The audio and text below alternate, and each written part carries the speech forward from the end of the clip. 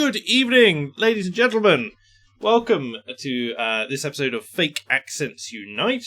It's a special one for me because, as you have no doubt gathered from the title of this stream, which the Britisher won't have read, it is my birthday today.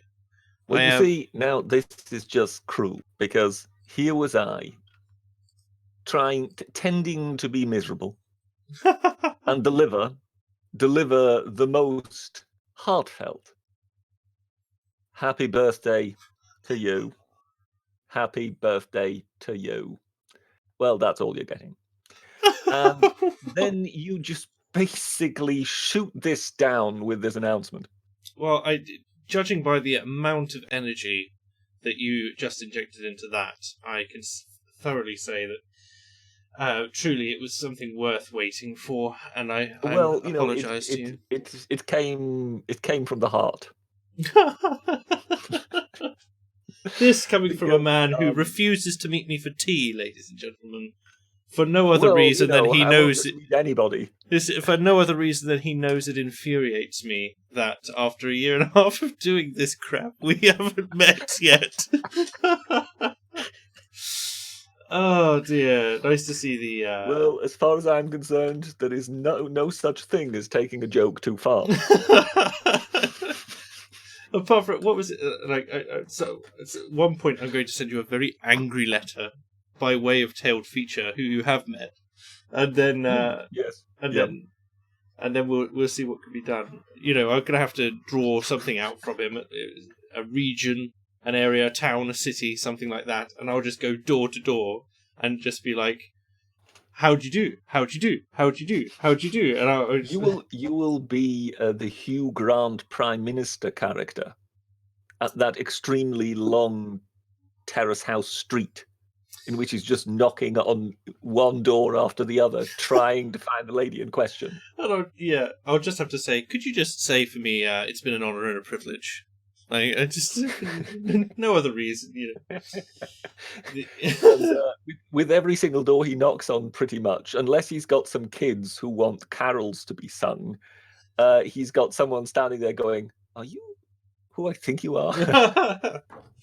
Speaking of prime ministers, actually, I have just finished watching for I don't know how many times I've seen it. I've just finished working my way through all of Yes Minister and Yes Prime Minister. Yes. Once again, aside from, of course, that awful reboot in 2013. Yes, I can't say I've seen any of that. Oh no, I was like, oh, do I want to watch this or don't I want to watch this? And I clicked onto a preview. I didn't know that actually made a reboot, so to speak. I knew that for a while they'd made something for the stage, which apparently worked quite well. No. Gold, the British channel. I can't remember what it used to be called, but UK TV Gold put out 2 series of Yes Minister in 2013, and what was worse was, instead of making it about new characters, they simply recast all of the unrecastable old characters. Yeah, so basically Hacker and Humphrey and Bernard. Yes, and they hammed it up. There was a kind of exasperation about Hacker's character in the original. And the kind of snide smugness of Humphrey, and the quiet optimism of Bernard. But in this new one, it's completely ham-fisted, ham-acted. What I loved about Yes Minister was the fact that there was nuance to it. So, you know, the king of the fence-sitters loving the fence-sitting aspect to it, because what was beautiful about Yes Minister was that, as you say, the minister was exasperated. The the secretary of the department, he was, as you say, snide, but at the same time, he was competent. Yes, whereas the minister wasn't. So he was snide, he was smug, very self-serving, but he knew the ins and outs of the bureaucracy. He knew the ins and outs, and once in a while there would be an episode in which he was actually the one in the right. Yes, and so they didn't simply cast it as, good cop, bad cop. No, there was so much intrigue. There was much more depth to it. So they did actually concede that once in a while the civil servant was the one who was thinking of the interest of the nation. I Do you remember do believe that one? I do There believe is the one with the metadioxin Oh at the yes. chemical plant, Yes. in which the only thing the minister is interested in is the fact that this is not popular, and therefore one might lose that constituency. Yes. Whereas the civil servant, the secretary of the department, is actually saying, well, no, but this is good for the country, minister. And there wasn't any self-interest, there wasn't anything like that. It was just basically he was the one saying, you can't just always take the popular line. You're in government. You wouldn't you wouldn't be putting party before country, would you, minister?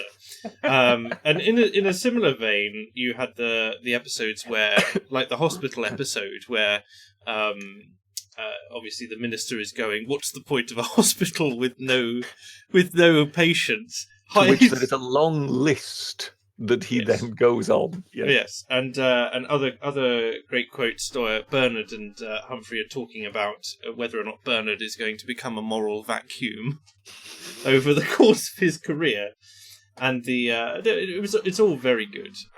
Definitely, if you haven't watched it, if you're in the chat, and you haven't watched it.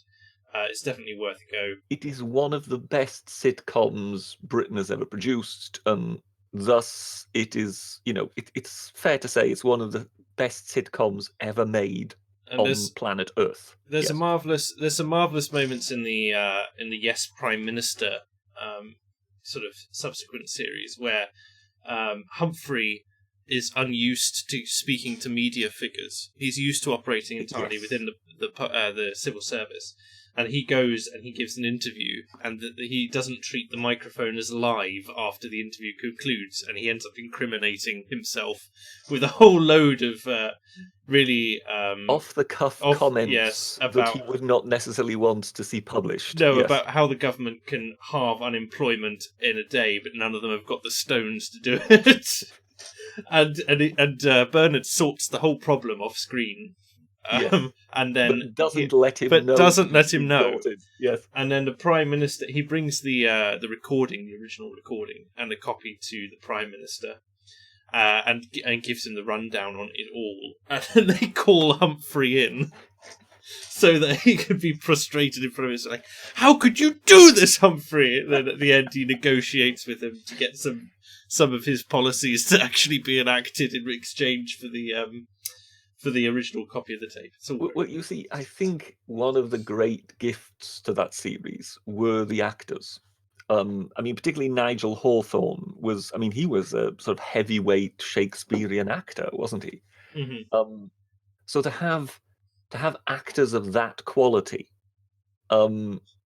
it will always give you a deeper, richer result, if you know what I mean. And that may well, I don't know who the actors were in the reboot, but I think that may well also have been the problem, if you know what I mean. One thing that I like to tell people about is the series Vicious. I think it was made by Channel 4, somewhere in 2013, 2014, something like that. And it's about a bickering old gay couple. Now, if that doesn't sound as if it will interest you, it sends up the whole thing. And it's played by Derek Jacobi and Ian McKellen. Okay, yeah. So two heavyweight Shakespearean actors who have played King Lear and whatever, aside from, Lord of the Rings, yada, yada, yada, I, Claudius and whatever. They, these are people who know their onions when it comes to acting. But here they are just given free rein. So I think both of them are gay anyway. But aside from that, of course, they move in acting circles in which everybody is darling.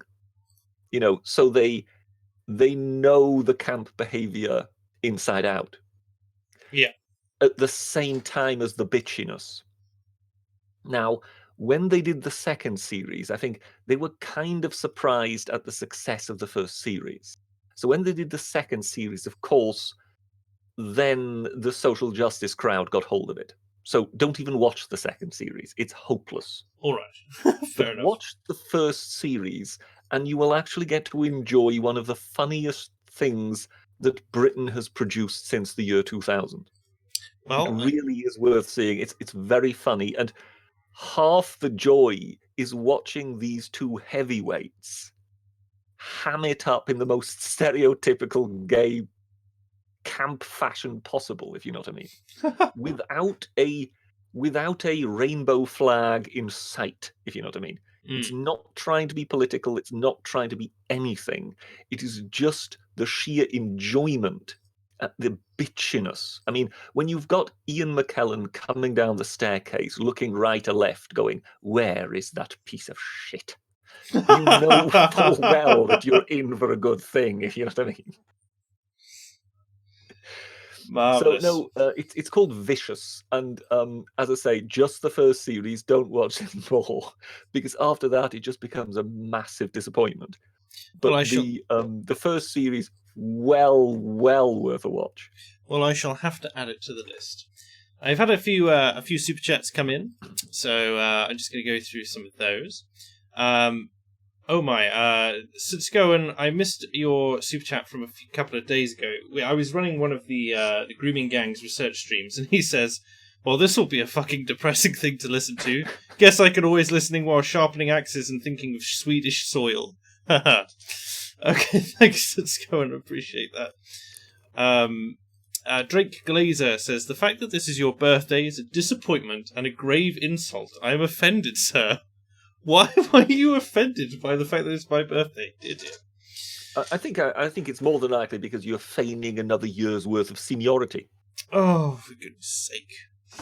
My just because I'm older than you, Britisher, at your young old age of 20. Yes, there is that. I did notice someone, I think it was Colin P. Smith, mentioning, saying, "How can we not have met? I have your tank on my shelf." And I'm going, well, first of all, it's more of a bowl, like a snow globe type affair, than it is a tank. But second of all, you must understand... I like to refer to it as the Churchill. At the church, well, of course you do. You always like to make your home glamorous. I might take a couple of inches off it so you're a little bit more constricted. But then again, I'm referring to the tank, you see. Yes, I know. But the... It was an infantry support tank. Yes, it wasn't very fast, you see. I know. I can picture it now in my head. But you must realise, Colin P. Smith, that all of the fake accents unite that you've been listening to and enjoying over this past year and a half are not in chronological order. Oh no! But me and the Britisher jump back and forth through time in our own way, and so this really could be... It depends on whether I give you a lift in my time machine. Yeah, sure. It depends whether or not I plug you into the console. But there's a slot in the TARDIS. What can I say? But and so what you realise is that this is merely an episode from before me and the Britisher have met in person. It's as simple as that. The Mr. Gently Benevolent says, 20-year-old Britisher was warned not to meet strange men off the internet, NSO, and he's just sticking to this advice. Also, happy birthday. Thank you for the best wishes. Is that right, Britisher? You've got stranger danger on your mind? Very much so. Yes, indeed. When it comes to the time machine, I have been sort of thinking, that it might be worth my contacting the so talented core dev, and perhaps ask him to create a drawing of myself in the time machine. But, taking inspiration from a certain DeLorean. Yes, with the flux capacitor and whatnot. Yes, but instead transferring those, sort of prerequisite apparatuses, rather apparati, that just doesn't sound right, onto a Bentley Speed 6. I can hear everybody Googling furiously as I say this. And, so it's the ultimate car for British racing green, is the only thing. Oh my! Oh yes, I can see this. And the older version or the newer one? We're definitely talking, open top, oldie worldy car. So this is not really a car; it's an automobile, if you know what I mean. It's amazing how many of them on Google have been converted into hearses. That's all I can say.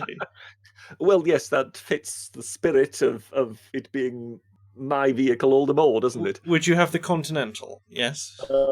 I could imagine that. What was it again in Back to the Future? Does he have to get it to? Is it 66 miles an hour or 88 miles an hour? It's 88. Yes. 88 miles an hour. I think the challenge with the Bentley Speed 6 would be more sort of trying to get it to 60 miles an hour at the most, wouldn't it? It's quite a heavy beast. Yes. I can see a Rubber has joined us. Good evening. Happy birthday, sir. Thank you very much. You are quite loud. Oh, what's Mr. Cynical over there? It's the British is sad because once you reach past 3,000 years old, every birthday just kind of blends into the next. It does, yes. I remember he was at Amenacab's 21st, and birthdays have never been the same since. Battered car. You're is cutting. Is that me or is that you? That is definitely Rubber cutting out a little bit there for both. Well, you see, all I can say is I taught Tutmosis everything he knew about parting the Red Sea. No. Is it? What was it? Is it Tutmosis the third? I think it's the third, not the second. Is it? And he's starting on the Egyptians now. He is one of the greatest sort of military geniuses of all time. I think he got as far as Mesopotamia, didn't he? By effectively disassembling and reassembling his boats, which was quite a feat for ancient Egypt, if you think of it. Yes, I don't imagine they come flat packed with IKEA instructions. Well, this is the interesting thing. The Egyptians did seem to create boat flat packs. There are, in fact, 2 ship flat packs that have been found at the base of the Great Pyramid. So one of them has been lifted and has then been assembled. It is now in the museum at Giza, I believe. Right. And the other one is presently plank by plank being raised and will then also be assembled. I think what they have to do is they have to infuse every bit of wood with resin in order to make it actually hold together, if you know what I mean. Because it's so old. But yes, they pretty much had flat pack ships at the base of the pyramid so that Pharaoh, when he rose, would immediately have access to, everything they shipping needed on the Nile. I tell you what, speaking of flat packed ships, I was wandering around Greenwich, of all places, the other day with a friend of mine in a kind of post-night out morning walk, and they have a great ship in a glass bottle, and it's quite a large affair, and the way in which I'm informed that they do it is the entire ship is on hinges in various places, so it all lies flat and can be pushed into the bottle, and then using a carefully designed system where a piece which is completely controlled by a single piece of thread, they pull on this thread or rope and it raises up all the masts and pulls up the gangways and and the gantries and all the decks and pulls it up so that it's at the correct scale when you pull it. And we're laughing at this one, just going, imagine if you'd made the bottle slightly too small. And you just, as you pull it up, the mast comes up, it's all glorious, it's wonderful. And then you just hear a clink as the mast clicks into the top of the bottle, and you go, well, you can't get it out now, because once you pull it up, it locks. And what you've got to do, smash the bottle. How much did that cost? Too much to me. That reminds me, am I coming through? You're still cutting out. You're still cutting. It sounds as if there's some kind of microphone problem. One I know. Yeah, very poppy, I'm afraid. Okay. Tells me a slight popping sound, and then you disappear. So okay, how's this? I I'm mean, trying different levels. we can hear you all right at that point. It's possibly something to do with the connection of the microphone to Yes. your machine, but hopefully it's all right. Oh Ooh. my goodness, that's roboting rubber right in there. We Yeah. had Colin P. Smith is telling me that it might interest us to know that a hearse was originally the cart in which arrows were brought to the archery line in battle, and then it had multi-purpose function and was used to carry the bodies afterwards. So interesting. They must have had a lot of hearses at the Battle of Carré. Speaking of the story of the ship in the bottle room, many years ago, I went to see Spinal Tap perform live at the Albert Hall, and they can actually sing and play their instruments. Those guys, but you know, in the film, Stonehenge is too small when it gets lowered onto stage. Oh, I'm that's assuming everybody's seen it. it's dangerous to assume that I've seen anything, Rubber, and I have never heard of this film. No, You've never. This is Spinal Tap. Okay, anecdote ends. I can't blow it for you. I can't. I've heard of the film Spinal Tap, but I could not. If you've not seen it, I cannot continue with this anecdote. No, I wouldn't feel good. could not for the life of me describe what the film is about, when it takes place, who's in it, or anything like that. I'm afraid. Moving on. Moving swiftly on then. Let me see what we have here. British Knight says, hello all, happy birthday, Mark. Thank you very much, British Knight. Sutsgoen says, 463.4 seconds plus or minus 0.2. Are you sure it's your birthday or was that late too? You have become a poet and you didn't even know it, Sutsgoen. As far as I'm aware, I was actually born about 9:30, so in about half an hour. There you go. Typically. The Jedster has donated £2 and says, happy birthday, Manazi. What is this Manazi thing that's coming out of somewhere? Did you listen to last week's unpopular opinions? Well, I typically don't listen to unpopular opinions if I can't respond to all the crap that the guests are putting out there. But go on. No, the guests were lovely, but it was academic agent. He just said, you know how they'll call anybody, that they'll call us moderates or anybody Nazis. Mm-hmm. Why don't we just own the word? And just whenever so we greet each other by saying, hello, Manazis. But then I think I say on it, we can't just go around calling each other Nazis. We'll get shut down. It had to be misspelt and mispronounced somewhat. We have to say it like Winston Churchill, Manazis. Oh, I see. And then, yes. So for about 20 minutes, this seemed like a fun idea. And then we tried it for real. It just died. I can't say I'm a fan. I think that would backfire somewhat spectacularly. Well, everybody who didn't listen to the show, we tried it out on them, and just the collective response was, nah. Not happening. There's too much baggage attached to that. And it's just inaccurate. I guess someone called Meh in chat saying NSO doesn't even know Genesis. I know Genesis. I've watched Top Gear where Richard Hammond hates it. Jeremy Clarkson's blasting it at him. But no, I don't listen to Genesis particularly. There we go. Richard Orrit has become a member. Thank you very much. If you don't know, you can become a member by hitting the join button next to the subscribe button.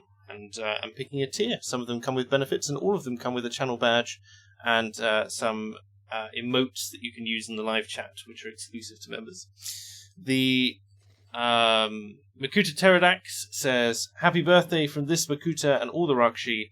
Hope you enjoy. Just 98 hours to go until freedom. Article 13's not going to be implemented. The first taste of freedom, and we haven't even left yet.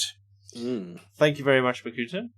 Yes, we are close to what is the beginning of the end of the beginning, as it were. What you wanted to say was, we are close to the end of the world.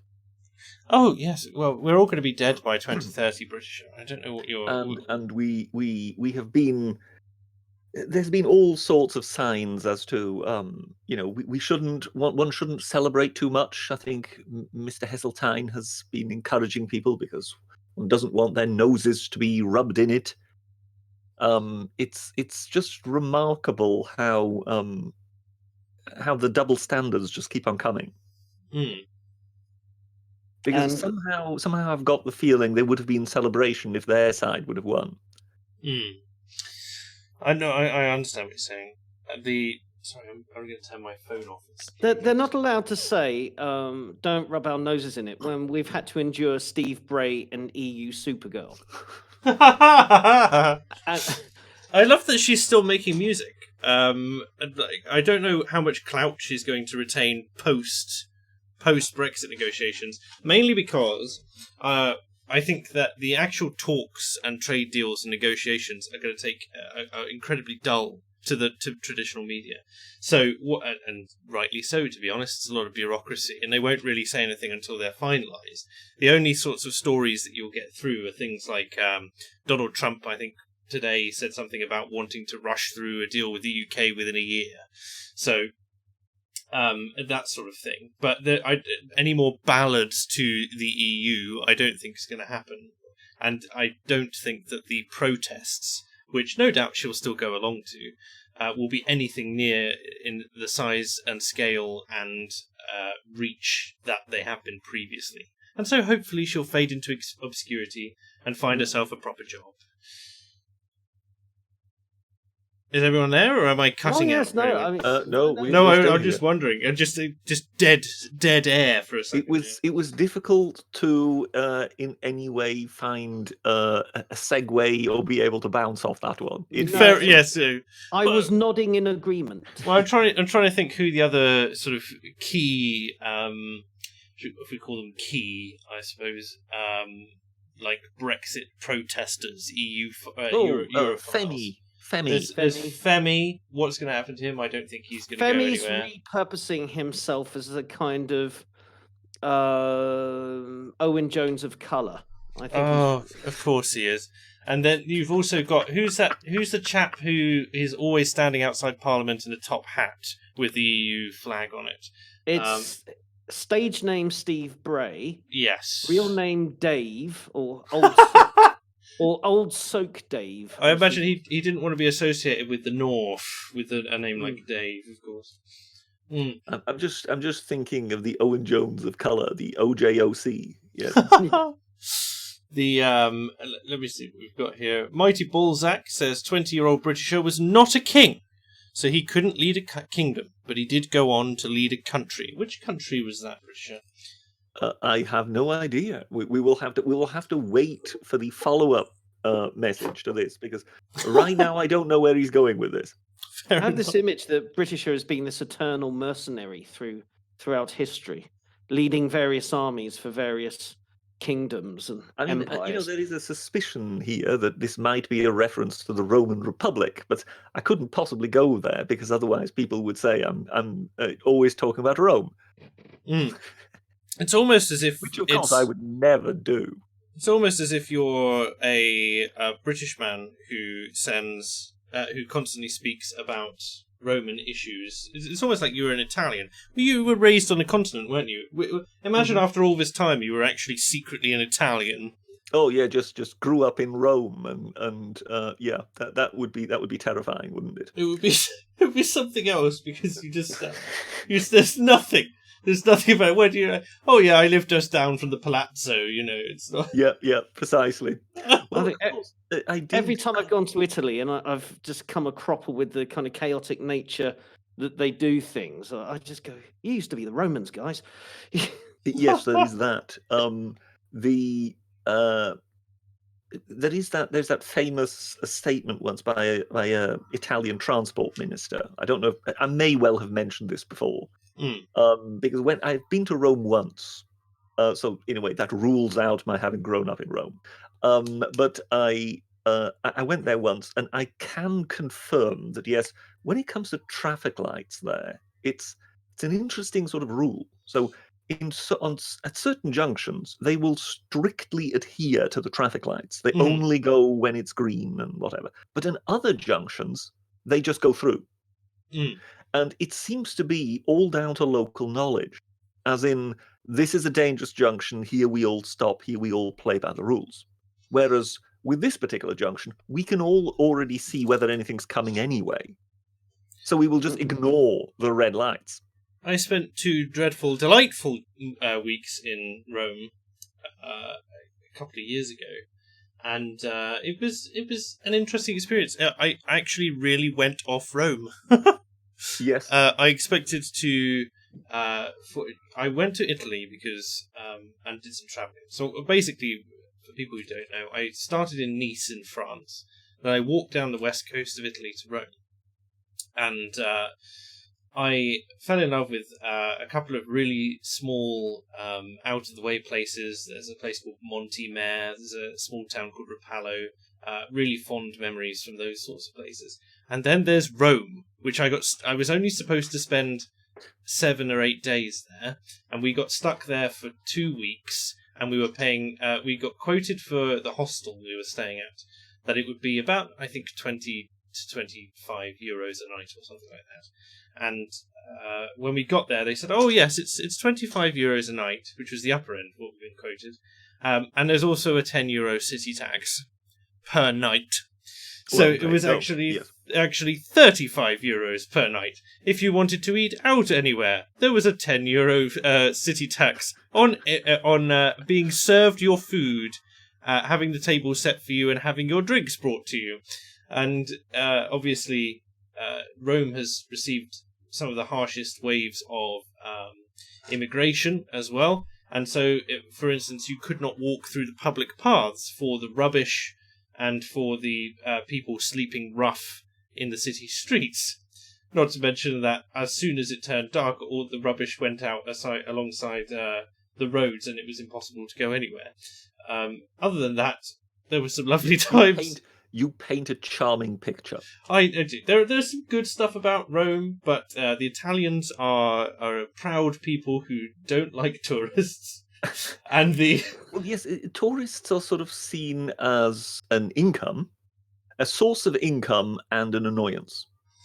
Yes, and then you're constantly being harassed all the time while you're going around. But there are some lovely places, the tourist destinations, if you can get there at the right time. There's the Palatine. There's obviously things like the Colosseum, etc., and the Trevi Fountain, and they're lovely. Really, if you are there fleetingly and you don't want to buy roses. but did you notice what I was referring to with traffic? That yes. Being from outside, you're basically not knowing which junctions they'll actually stop at and which ones they will. So basically, having a green light at the pedestrian crossing means nothing if it is at one of these crossings at which they don't care. Yes. I suppose I have to compare. Like, I didn't think it was that bad, but then I'm comparing it to Kenya, which is where there are technically rules of the road which are left over from when the British were there, but no one follows them, and roundabouts may as well. They exist. They're well maintained, but everybody drives over them, and if they can go the wrong way around it, they will. Well, the Italian transport minister put it beautifully, because he said in Milan, which of course is the north of Italy, yes, traffic lights are strict instructions. In Rome, which is the centre, they are advice. Mm-hmm. And in Naples, which is the south, they are Christmas tree lights. Yes, absolutely. I've done Rome, Naples, Venice, and Verona. Is that the names of all those women? Goodness me. And all those lovely ladies. But I can confirm that there is a definite north, south, centre divide. Naples is crazy. That I went there, and there really were teenagers on Lambretta scooters, about 6 of them all piled on, no crash helmets. And when they come, the whole city is practically gridlocked. So people just drive on the wrong side of the road. And they don't warn you, they don't indicate. It just happens. It just happens, and it's a miracle that we're all still here. Yes. But in Verona, it was the opposite. You know, everybody was in a marked parking bay. They did stop at traffic lights. It was, but the other thing about the way they perceived the British, we didn't come off badly compared to the French tourists that we saw. And when we were in Naples, this was about the time of the World Cup final between France and Italy. And we had all these people at the various péage stations, the toll booths, trying to sell these World Cup posters, including ones that said "Death to the French." And Good we grief. get these "Death to the French" posters, and they pointed to us and go, "Français?" And we go, "No, British." And they go, Bobby Charlton. It really was Bobby Charlton, Bobby Moore. Go on, my friends, go on. It was just we weren't. At least we weren't the French. That's the way the Italians look at it. Yes, in much the same way that at least we weren't Americans, because we're even more the Americans are even more despised in certain localities than others. And speaking of the Americans, good evening, Liz. Hello. Good evening. Hello. We can explain. Robert, don't try and cover for yourself now. Own it like a man. Come on. Yeah. We were dissing on the Americans. Yeah, she was here. That's the reason I made the joke, Robert. Yeah. How are you, just Liz? Stepped in. How are you doing, Liz? Sorry, I hit the wrong key. I have it on push to talk. I see. How's things over across the pond? A bit crazy right now, just because of work and everything, but I'm almost there. End of January, everything should get a lot better. It's been a little while since we've seen you on a stream in the YouTube crowd, but it is good to see you.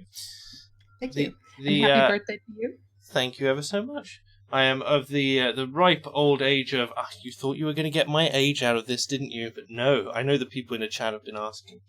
It's not going to happen. You can ask me privately later, everyone.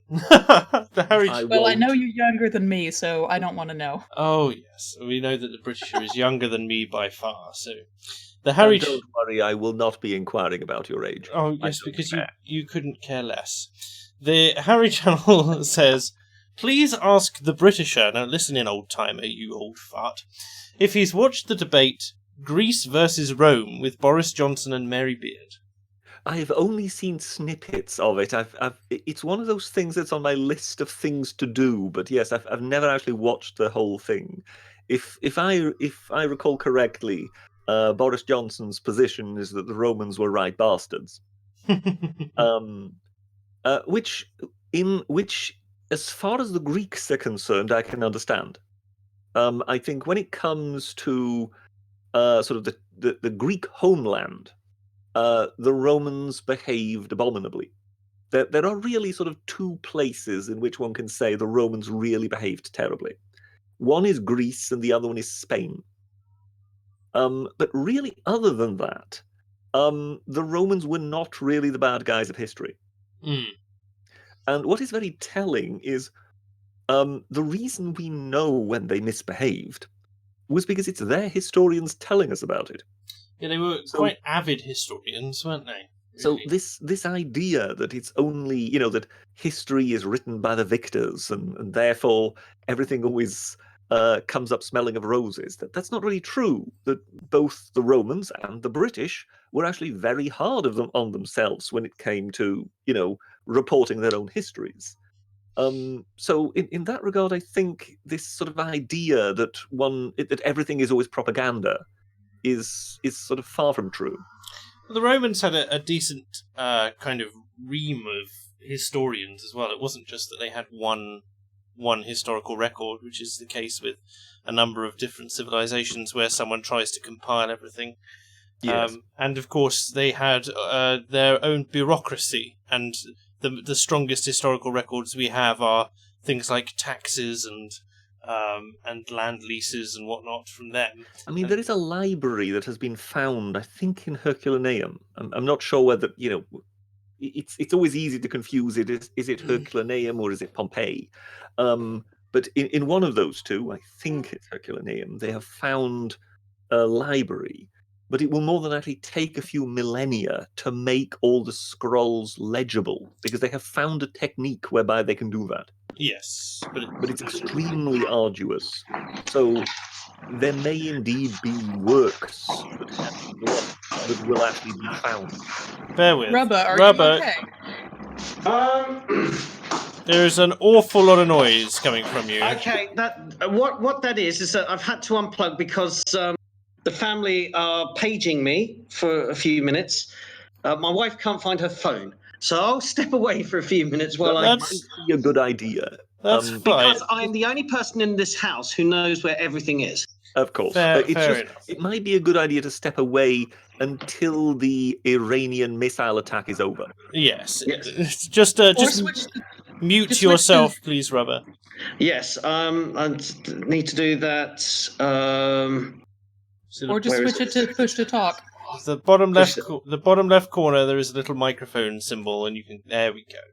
Marvelous. There we go. Sorry about that, everyone. But it sounded like he was falling down a toilet. This is brilliant.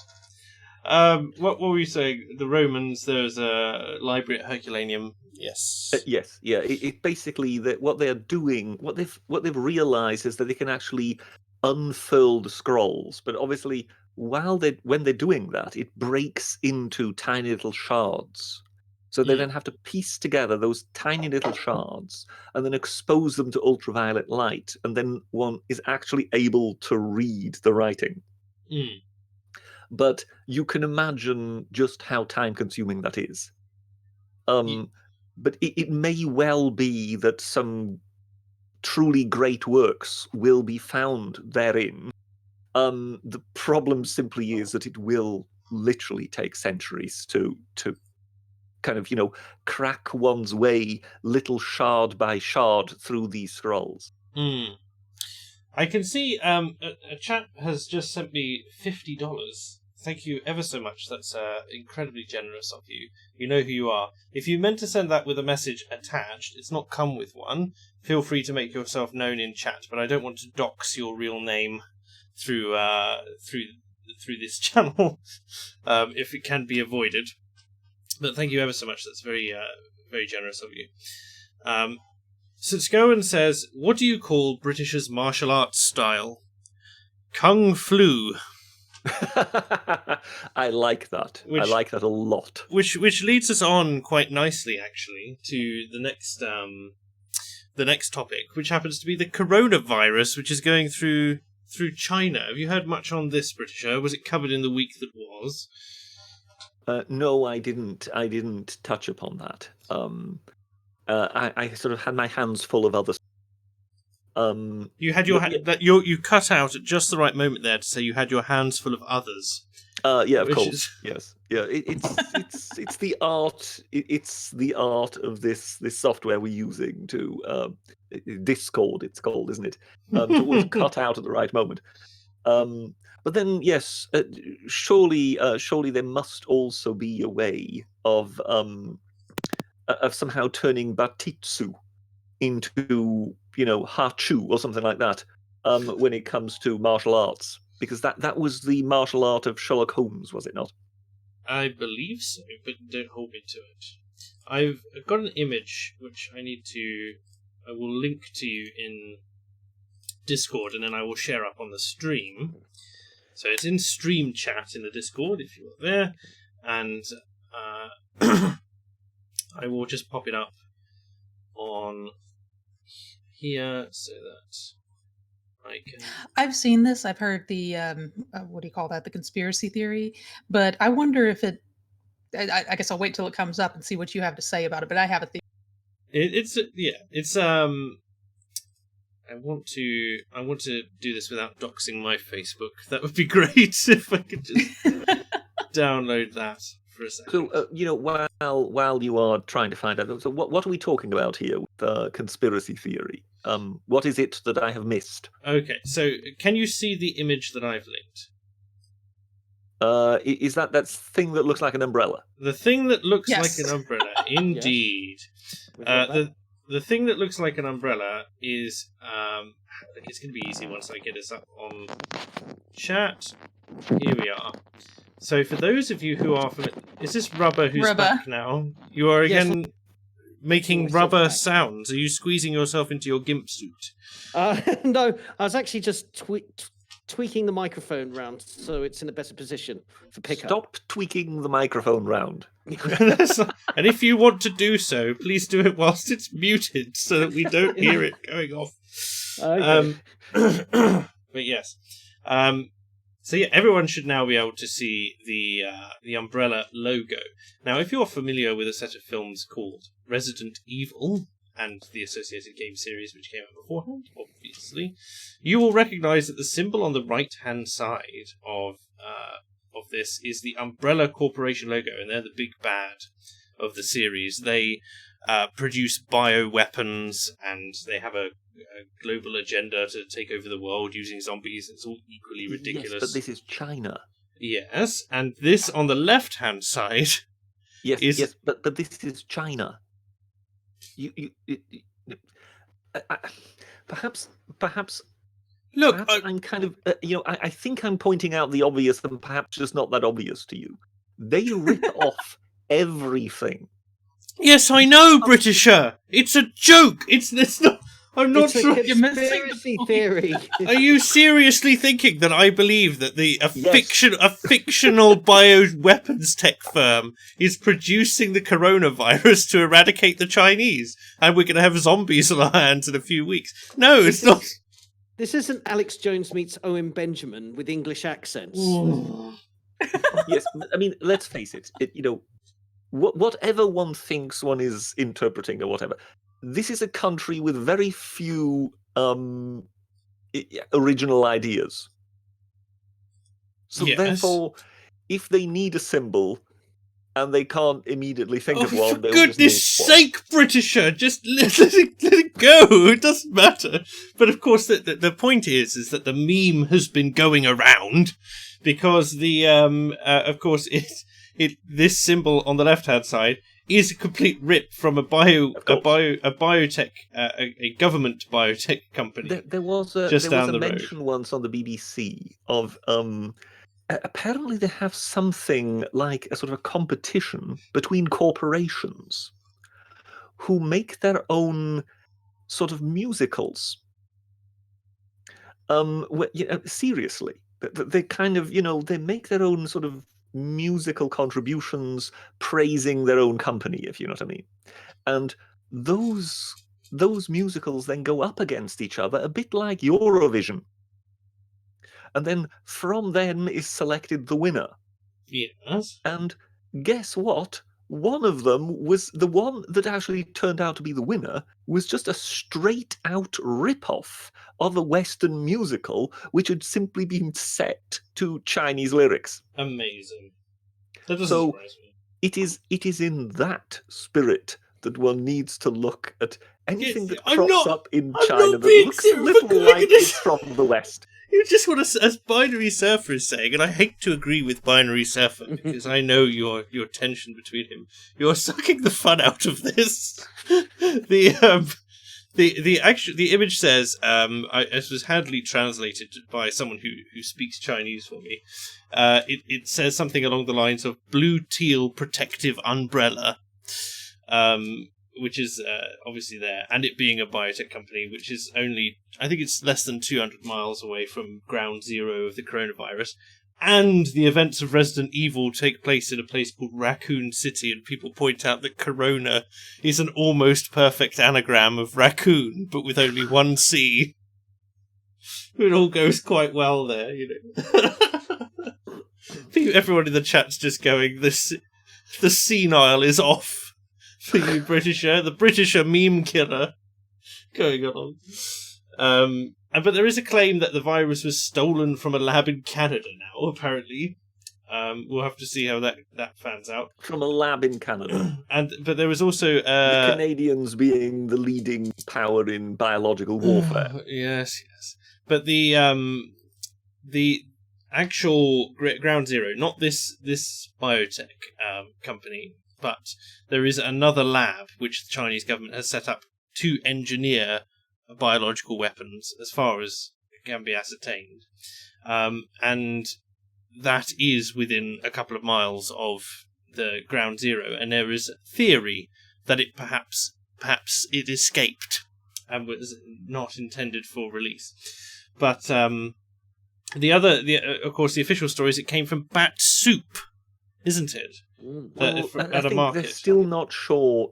There is apparently there's a suspicion whether it came from snakes or bats, and of course the newspapers have been having a lot of fun with bat soup Mm.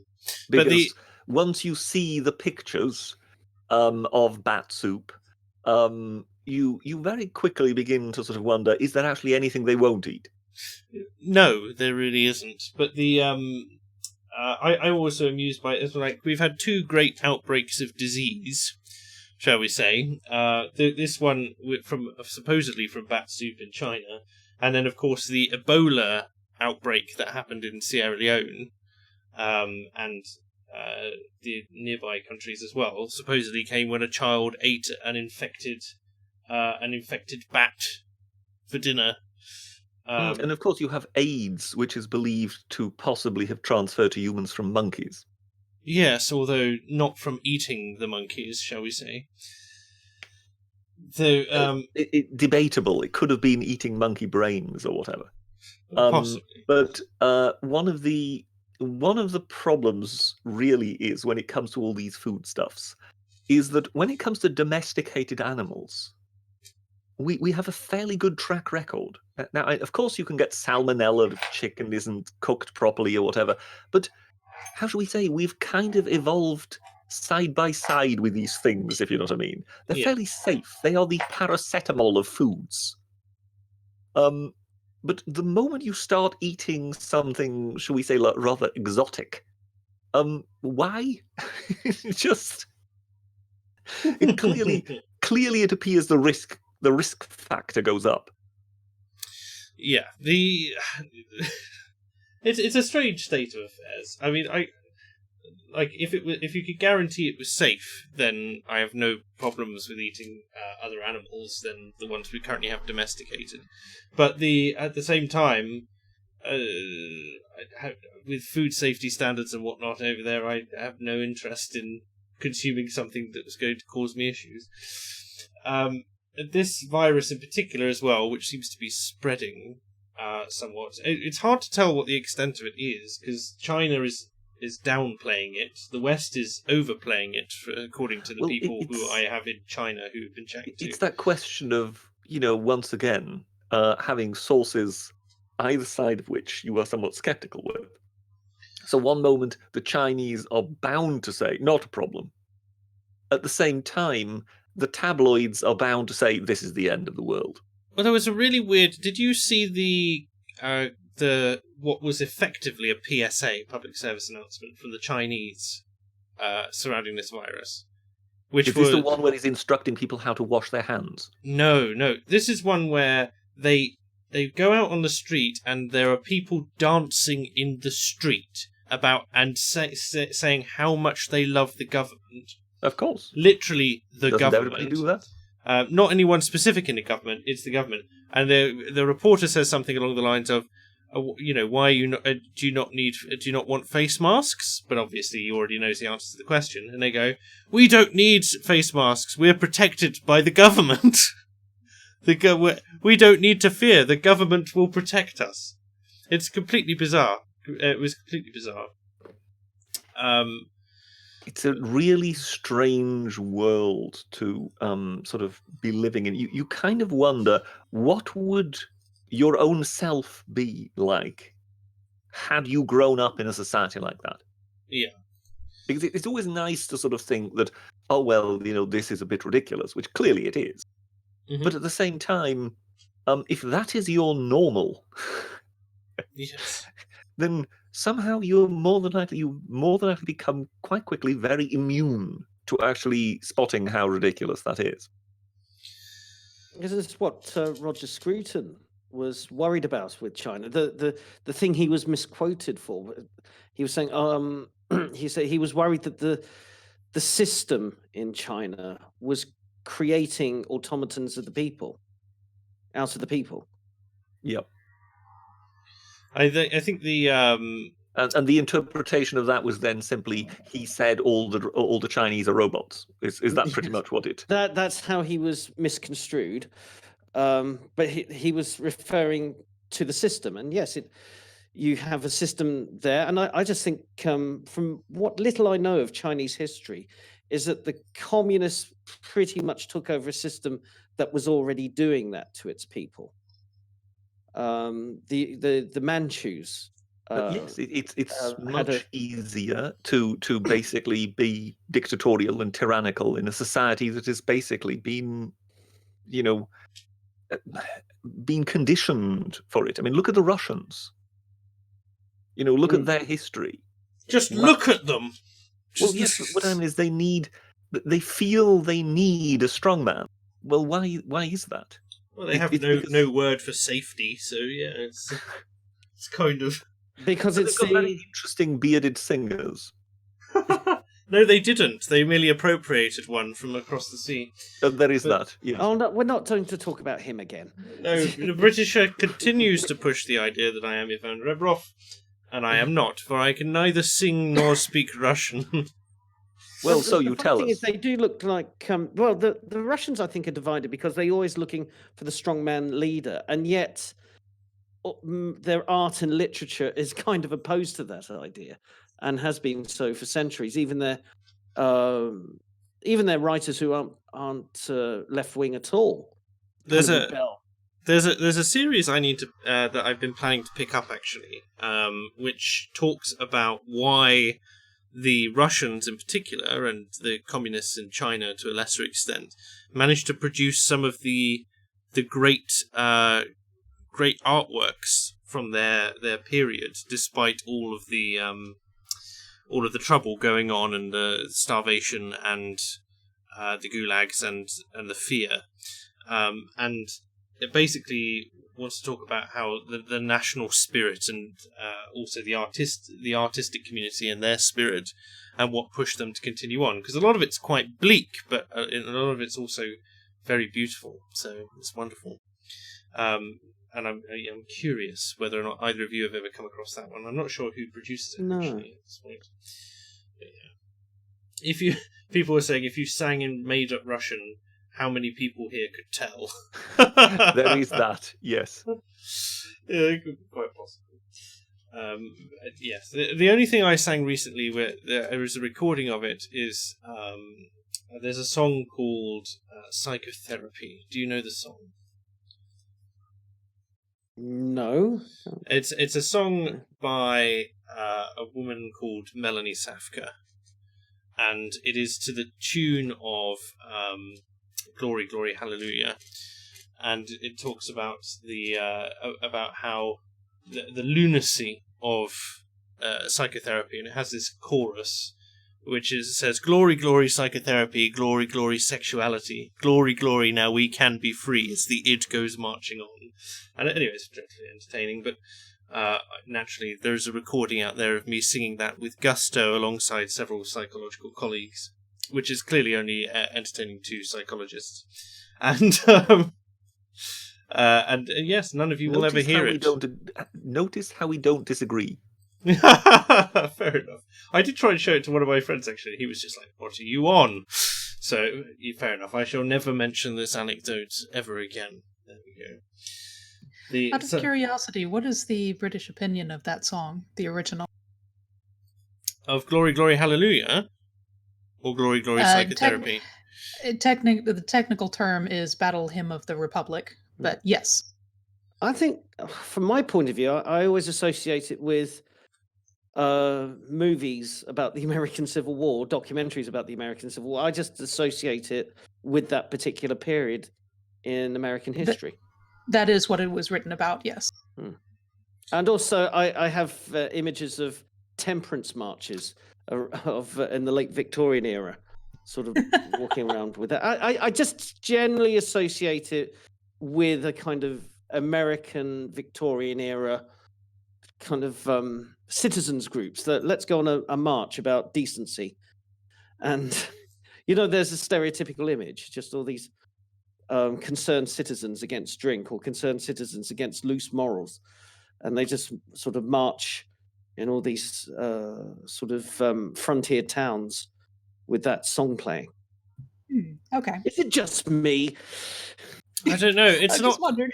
It's not something that you'd hear on the radio, really, over here. Well, you wouldn't hear it on the radio here either, because I live in the South, and it's a northern song that was essentially celebrating the victory of the North over the South originally. I see. Well, I don't think anyone really draws that much of that inference over here. No, I'm sure they don't. And interestingly enough, most people in the north of the U.S. don't know that either. It's only the Southerners who even realize that. So I was just curious if that was something that you guys even knew or were aware of, because, like I said, half of America isn't even aware of that. So it is interesting that you said, Rubba, that it is that you associate it with the Civil War. That's more than I would have expected.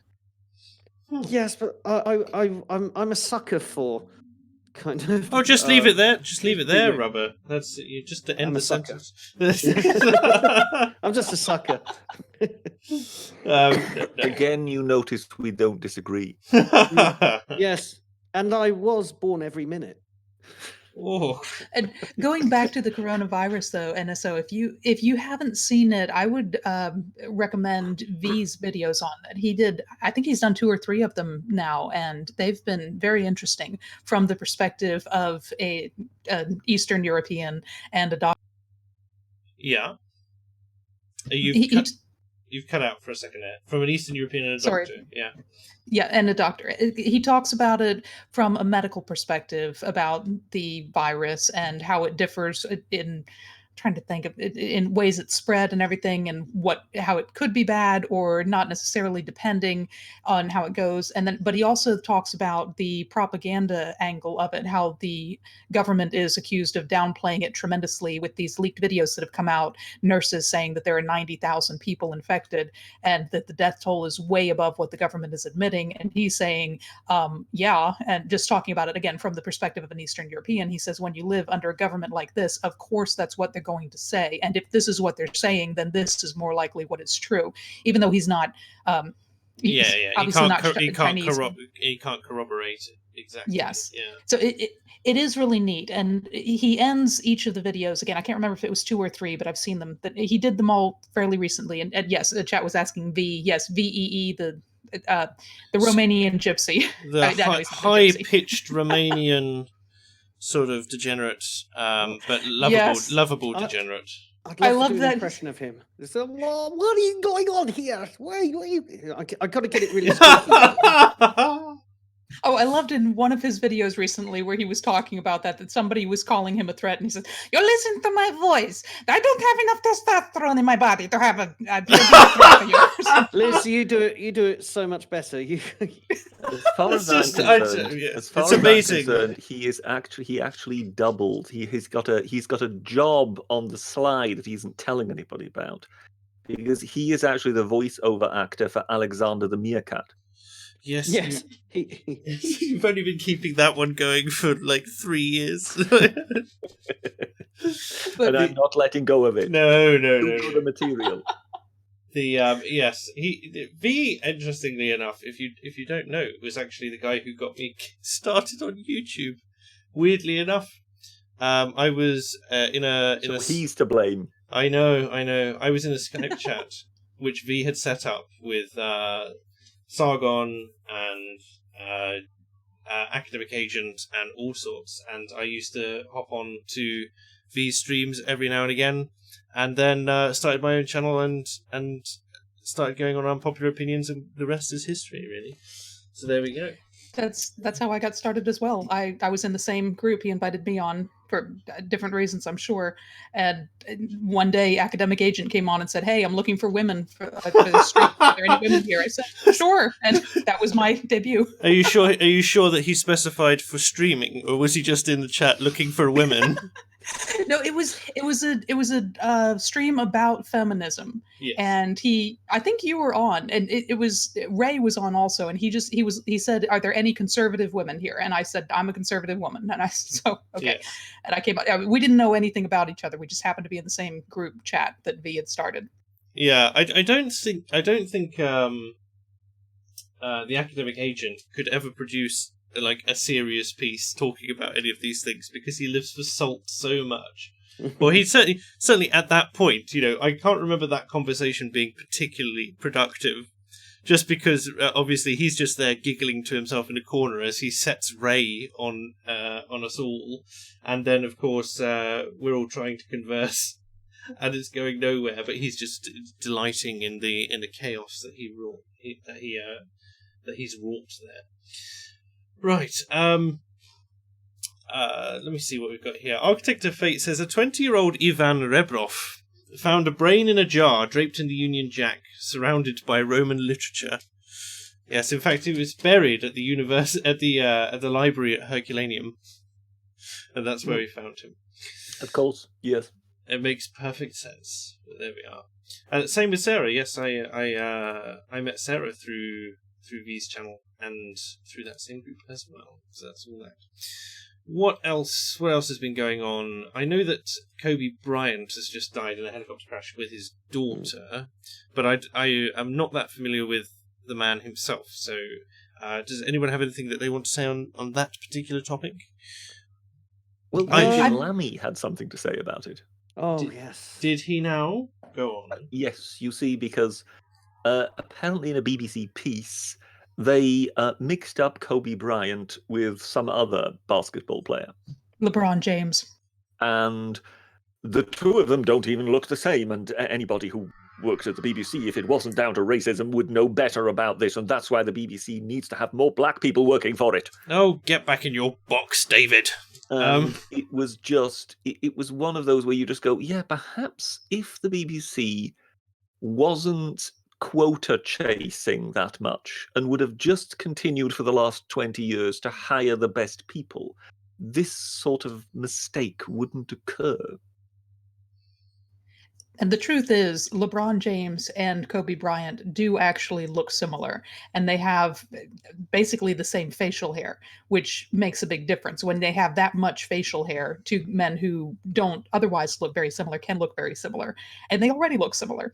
But yes, I was not familiar with Kobe at all, so I didn't know what he looked like. But when I saw the images, I saw the short video, immediately I recognized LeBron James. I'm like, wait, I don't know what Kobe looks like, but I know who that is, and that's not him. But I laughed about it because it literally has his name on the back of the jersey. You don't have to know what they look like to know that's not Kobe Bryant's name. As chat says, it just shows that all helicopters are racist. Well, yes, last year they didn't they drop a Malaysian billionaire? What? Outside Leicester football ground, wasn't it? It was the Leicester. Yes, owner, I believe they did. He's Malaysian, so yeah. So I forgot to mention about the Chinese thing. That it's clear to everyone, and I want to make this very clear. This is not a conspiracy theory. We've been through the umbrella conspiracy theory, but all bats are agents of Lammy, and this is something that he has orchestrated in order to consolidate his global power base. I just had a thought. Sorry? So I just had this thought that what if the person who is responsible for getting archive material of Kobe Bryant was a black person, a black staffer at the BBC? That would be totally different. That would destroy David Lammy's narrative, wouldn't it? It's not very difficult to destroy David Lammy's narrative. It's paper thin. Yes. The thing is that basketball's not a big sport in the UK. So quick, we need some archive footage from something you've probably never watched, of a sportsman that you've probably only heard the name but never seen. Quick, now we've got an obit to do. Well, I can honestly say that until being told that he was deceased, I had never heard of this man. As far as I'm aware, he had the only reason he had to be in a lot of international news was he had a rape case, wasn't it, some time ago? Yes. I don't think that's why he was internationally known. He was very famous. I've heard people talk about him all the time. No, as in he was nationally known in the US, and internationally he broke headlines because he was a nationally known player in the US who had been accused of rape. That's what I'm saying. And but the big thing, the reason I'm bringing it up is because the man is not yet cold, and his daughter is not yet cold, and yet there are a number of people on Twitter mourning him, and obviously the fans are devastated and so on. But detractors are saying, let's not forget that he was basically a rapist because of this case a few years ago. It's like, come on, give it a week at least, come on. But did you hear that the lady who posted that was put on administrative leave from, I think it was the Washington Post where she... Oh, right. Oh, Yeah, she was unofficially suspended. I see. wasn't there also a scandal? But is that because? Somebody- But is that because he's black? No, it was... So what I mean is, if Harvey Weinstein drops dead tomorrow and the same woman says the same thing on the day of his death, would she be put on administrative leave? I think the difference there is that Harvey Weinstein is not beloved. He probably wouldn't be dying with his daughter, and I think he was actually convicted. Whereas, if I'm not mistaken, with Kobe, it was just an accusation. I don't think Harvey Weinstein has been convicted of anything yet, has he? I don't know. I actually haven't followed it. Now, wasn't there a thing that one of the US networks, one of the newsreaders, got a bit tongue-tied, and she said something like that could have come across sounding like the N-word, but then people saying Yes. it wasn't the N-word, Oh, it was something else. He said Nakers instead of Lakers or Nakers, something, wasn't it? But She says that she started to say the Knicks and then corrected herself, or tried to correct herself to say the Lakers, because he did not play for the Knicks. He played for the Lakers. Yeah, and I saw Tim Pool's video about this. Colin in chat was talking about it, and he doesn't believe that because he doesn't see why she would have said the Knicks. As a non-basketball person myself, I do see why she could have said that. Yes, I mean, if you don't know basketball and you just only know one or two teams, you might accidentally almost say the wrong team and then correct yourself with teleprompter or something. Isn't there a story of someone in California? Again, I think somebody on a panel show or something like that, having got themselves into trouble for using the word niggardly. Yeah, actually, there was a teacher that I think that was fired for giving the definition of that in his class. Someone asked him about it. That might be how I am misremembering it. That might be the person. But I do recall somebody having got into trouble for saying niggardly, and obviously, people's attention span being that short, it is then easy to sell that as racism. And you just go, well, it's got nothing to do with racism. The etymological root of it is not in racism either, so it's not worth. Good grief! Yeah, I do think that we inhabit, I'm afraid. Yeah, I do think that the lady who made the slip up on TV, I think that it was an actual accident, that she probably did start to say the Knicks and then corrected herself. Because I've done that before too, where I could well imagine slur two words like that happen. I am stumbling over words all the time, and it's very easily done. And I think, to a certain extent, one has to show people a certain amount of goodwill, and that's just what's going out of the window these days. It is interesting, though, again, according to Tim Pool, the people calling for her to be fired are far leftists, and the right is not. But they are saying, they're calling the left out for being inconsistent, those that are not calling for her to be fired. But apparently the right, for the most part, is not calling for her to be fired. They're rather saying, no, it was a slip-up, whatever. Well, I think that's that for that topic, then. But I can see Froggy... Yeah, cool. Oh, sorry. Before we leave the topic, I will say one nice thing I feel like, if anything can be nice about it, is I've seen a lot of people talking about Kobe Bryant and saying that if it was just him who died, it would just be another, oh, so sad, somebody died, whatever. But because he died with his daughter, I've seen a lot of my friends who are fathers saying it really woke them up to the idea that this could be the last day I have with my kids, and I want to live every day as if it was my last. I want to really appreciate my children. A good friend of mine posted a picture of him with his daughter saying, after I heard what happened, I went around, it was late at night apparently, he went around to all the kids' rooms to make sure they were all okay and just to give them all a kiss even though they were sleeping. And that the next day he made sure to spend time with them, and it's apparently made a lot of fathers really appreciate their children more. Even though it's a horrific story, I think that's one good thing that you could say has come from it. Well, I think that's a positive note to end that one off. I can see Froggy has joined us. Good evening, sir. Hello. Happy birthday. Thank you very much, my northern friend. How are you doing? I'm not too bad. Have you got the bevies in? Oh no, it's only a Monday, isn't it? We don't really. I have got a beer, yeah. I've got to reach across and grab mine now. Actually, the birthday beer, because I can't drink too much, but I can certainly have myself. I am drinking Thornbridge Green Mountain. Thornbridge, is it? Was it pale ale, stout? What's going on It's there? Hazy Vermont Session IPA. So it's an IPA. Yeah, that's about right. This is the thing. The Americans for £9. The Americans have been infecting British shops with their terrible craft ales of late.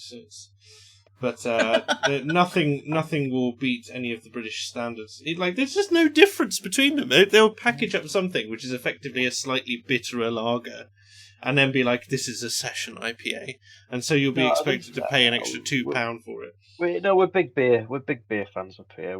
I've got a bit of a craft habit. But there's a big difference between, like, if you take the range of sort of pale beers, and obviously the Britisher will back me up this, as he is a clear fan of all the pale ales. Aren't you, Britisher? I mean, there's nothing about beer I don't know. Lager. You know what you say, Britisher. Keep your friends close and your enemies closer. So that sarcasm, Britisher? The Britisher does not drink. No. Okay. It's Yorkshire tea at the moment that I'm sipping. Yorkshire tea and a tipple, as it were. But in the range of ales and whatnot in Britain, you can get everything from badgers, which can taste anything between citrus and peach, and then you've got the stouts, which are obviously darker and more chocolatey, and the regular lagers in between. But I have yet to taste an American beer that doesn't taste exactly the same as every other American beer, I have to say. Yeah, just with a little bit more lemon juice squeezed into it. No, I think they've got a good craft industry over there. You don't get much of them. Well, we don't up here because everything's made up round here. It looks like we've got 2 fence sitters in the chat this evening. Yeah. But all this talk of beer's made me thirsty now, so I'm just opening up. What are you drinking? Tim Taylor's Landlord. Good choice. Is a very rubber drink. It's a proper brew, that. That's and then, proper. Yeah. I've got Desperados, so it's hardly it's not local or anything.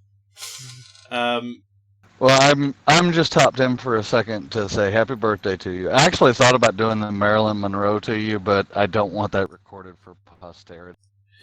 Fair enough, Star Sergeant Sniper. I appreciate your goodwill. Still work and everything, but happy birthday. Hope you have a hell of a lot of fun with it. Everybody give him super chat money because, it's his damn birthday, for crying out. And with that, goodbye, everybody. Thank you very much. Goodbye. Appreciate it. See you about. But obviously, the big thing that we're looking forward to this week is obviously the Brexit Day, and I believe a number of us are all going down to Parliament Square on Friday to get our kicks and say hello to everyone and see who's around. I'm certainly going to be around from about 3 o'clock in the afternoon. I don't know if anyone else wants to dox that they'll be there either, but I probably have something school related to do, but I've left the door open. I know that's what you get for being virile, Grubber. Yes, I have sown my seed and now reaping consequences. Well, you had to take it a little bit too far, didn't you? There's one of our little group that lives in the next town down from me, Reaverman, or King Humbug, as he's known on Twitter. He will be around. He's going to pop in at the RAF Museum Hendon first. So he was saying if anybody wants to go late morning, that'll be a place where he'll be at. So and get to see some planes before heading off to Parliament Square. Lovely. And I know Take that under advisement. Yep, I'm going. Yeah. Yeah, I know. Poe the person's heading down in a Britannica outfit. which looks fantastic, I have to say. Complete with the shield and helmet. It's marvellous, really. And Sargon will be down there. I think PJW's coming, and various friends and so on. So it's even going to if be I good. were to be intending to be there, you don't think I would tell you, do you? No, I don't think you would, Britisher, but I have to learn to live with the continual disappointment that is yours and my engagements. Goodness Maybe he'll gracious. show up and just put an accent on, and you won't know it's him.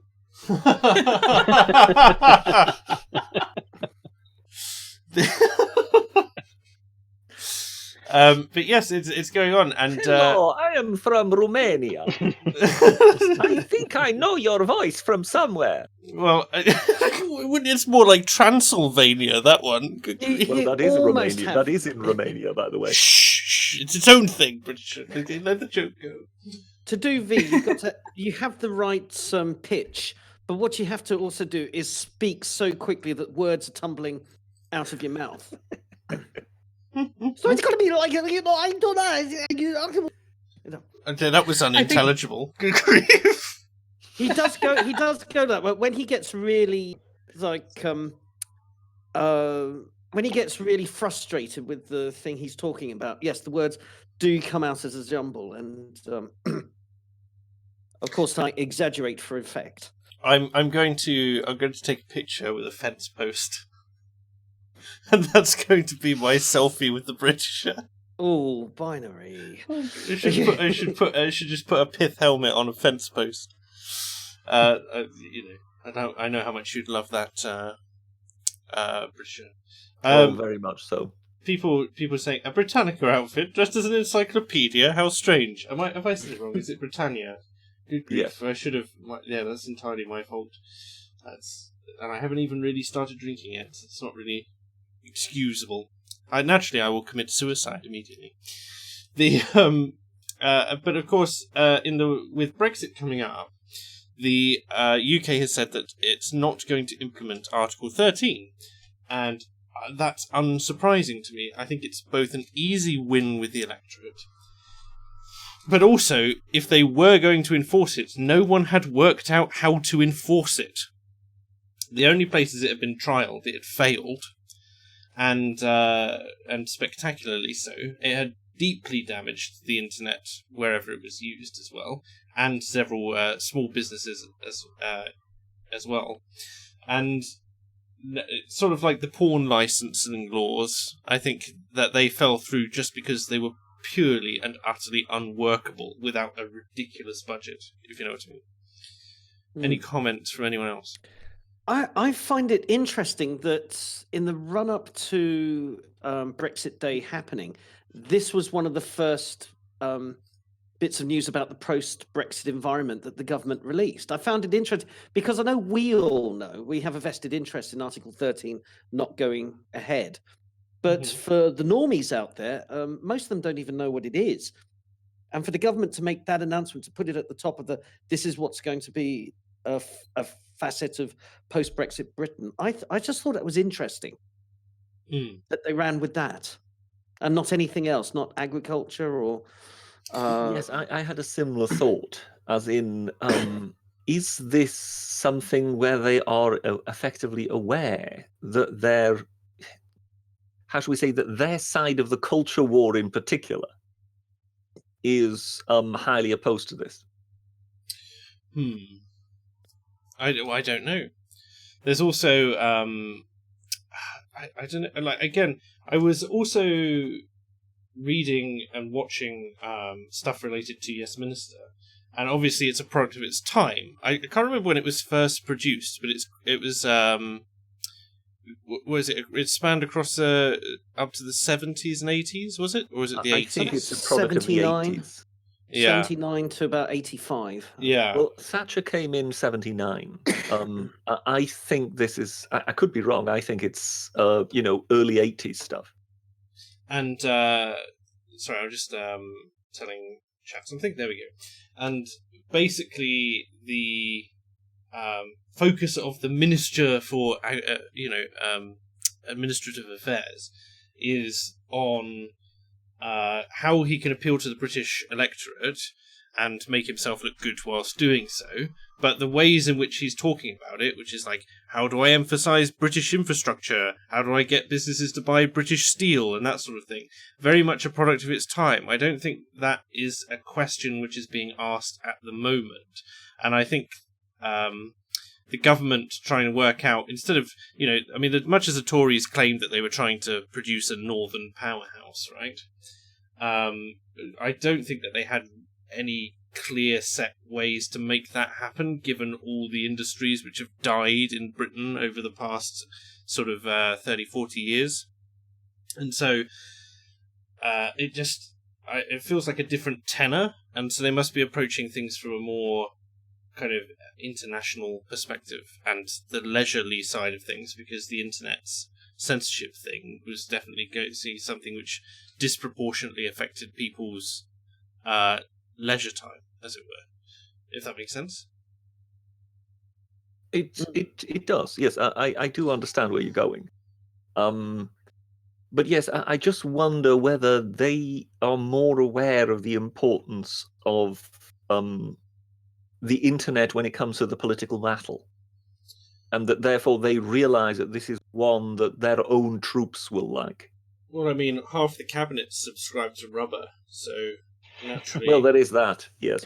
There is. I mean, I can see Dominic Cummings being switched on to something like this. Yes, very much so. It wouldn't surprise me from what little I know. I mean, he's quite. You don't really know much about him, do you? He just sort of is this mysterious guy. But if you guess you can paint your own picture of him onto whatever, but I can imagine that that's something that he come out with. It might be. It just gets the internet buzzing, doesn't it? So if all the YouTubers are talking about Article 13, saying how, not just us, right? Makeup tutorials and cat videos are probably in the same situation, saying, look at these things that the EU is doing. It's causing, it's going to make YouTube harder. It's not just us that are going to go out and say some of these new EU laws were a bad thing. Loads of people were saying it. So there's been no pushback, from the FBPE Remainer types. They haven't. The announcement came and they just went silent. Well, yes, it's one of those things that's difficult to oppose, isn't it? Not even Joe Morn could come out and say no, Article 13 because it puts power in the hands of European media conglomerates. No, it's a non-starter. So I can see why the government would do it. It's an easy victory. In fact, it's an easier victory than the handgun ban of 1998, which was done as a kind of a sop to the voting public. But you have to remember, everyone, that this hasn't been implemented yet. It's not that they're revoking some EU legislation. They're just choosing not to make more work for themselves. It's the easiest win they could possibly have taken. It's just, let's have a tap in. Yes, absolutely. But I am curious if it goes ahead in the rest of Europe, because I feel like it will deeply weaken the economies, because not just because the way in which it's going to be introduced, the way in which it would have to be implemented, would cause so many issues for small business growth, and also for any alt media, all of their news reporting and that sort of thing, that and digital media in general as well, that I think that they would find that they have absolutely shot themselves in both feet when it comes to this, and by extension will have strengthened the UK's position. Now, I'd rather not the UK's position wasn't strengthened at the expense of too many of our European neighbours, but you can understand how it would happen, right? Are you saying that anybody wanting to start any internet-based companies might be better advised doing it in Britain rather in the EU due to Article 13? Yes, definitely. Especially if you were planning on doing anything which would be considered a publisher, anything which would be considered social media, anything which would be considered to be alt media news, anything which would be considered to be... even people who are kind of, what they like to call social media influencers would actually be well advised not to be doing it while situated in France, would they? only if they're utilizing copyrighted material. It's things like Instagram stars are not going to be affected. Well, I don't know, because it always depends on whether they're referring to, well, anything really. People wouldn't really say that someone like PewDiePie would be someone who was constantly referring to, press articles or things like that. But invariably, once in a while something would crop up. Well, yeah, no. That would always be the stuff that would then eventually torpedo him. Well, if that sort of law were in place. Well, when it comes to influences in the way which you are meaning them, as opposed to I think the way I'm meaning them, because when you say influencers, I'm thinking of the vast majority outside the political sphere who are just popular people on the internet with a lot of likes and a lot of followers who do brand deals because the brands know they're going to do it. But when it comes to people in the political and, to an extent, anyone who provides commentary on really anything, it was a big deal for them. It would completely crush that side of entirely, yes. But it could. I think the sphere would be considerably wider than people sort of think at first glance. So you look at political commentary and you just go, okay, yeah, I understand it. Mm-hmm. But then, are you familiar with Simon Whistler? Yep. He does various channels, some of them quite political, so they will talk about politics. Then other things that talk about economics, then geography. So how far away do you need to move away from anything that has to do with politics and yet still be affected? Unless you have... The worst one, I think, is, aside from anything else, is it expands beyond the media, by which I mean the news outlets and the people who do that. Then I imagine it will also apply to scientific journals. Now, that's not going to be too much of an issue necessarily, because I don't think there are that many sciencey channels who go through scientific journals, but it becomes a huge issue for researchers in general and students who have to get access to these things, preferably without paying either a massive subscription fee or £40 pop to get access to these journals, especially if it's from a reputable journal. At the moment, there's usually multiple ways to get access to a journal and multiple free sites where you can collate PDFs of free information. But when it comes to if this law was implemented and you literally had a program run by the government which was scouring the internet for copies of things, it was going to go away. There's no way that it would allow. You could only ever have one copy of anything, and then if you could prove that it was your content, I suppose you could have an archive somewhere as well. But what you end up doing is you're going to massively increase costs to the population. And I point out the fact that the journals who buy and sell these documents, first of all, they make far too much money selling subscriptions to corporations and universities. And then they try and charge things on top to people who just want to get access to these documents. But the authors of the documents don't see anything. It's not like books. You don't get royalties from it. They just pocket the 40 quid every time you buy the scientific article. It's horrendous. Is that in the same vein as what you were thinking, Britisher? Well, I wasn't really too much worried about who would pocket what, but the idea that yes, it could extend to anything that is even scientific or whatever. So my point is the freedom of information dramatically decreases. Yes, and when it comes to YouTube, I think you could see vast swathes of it affected. Not least backdated content. So if you are, say, an influencer, so you normally talk about makeup or something like that. Sure. Let's assume two years ago there was some talk about I don't know, a certain brand of makeup being tested on animals or something like that, and you're referring to that, and perhaps you're showing one or two headlines or whatever. Yeah, you couldn't show those headlines. You'd have to talk about it in the abstract. Yeah. This is just it. So basically, you would then be, you could then possibly be accountable for something that you more than likely have already forgotten about because you said it 2.5 years ago. Do you understand what I mean? And so, now, if you bring in such a thing, you would then at least know, okay, from now on, I wouldn't mention it or whatever. But even channels that aren't really political in nature or whatever might have quite a backlog of material that would suddenly be deemed unsuitable due to this legislation.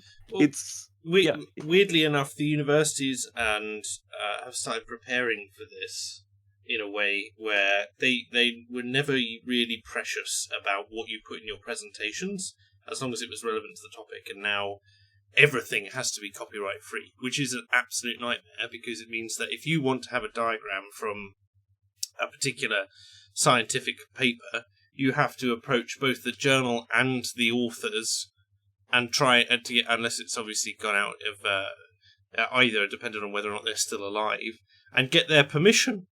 But of course, the amount of permission that you need to get in order to put copyrighted material anywhere, it can take anywhere from 2 days to 2 weeks to get an email back. And that's no guarantee that they'll give you permission, which obviously in the timescale of things is not ideal. Yes.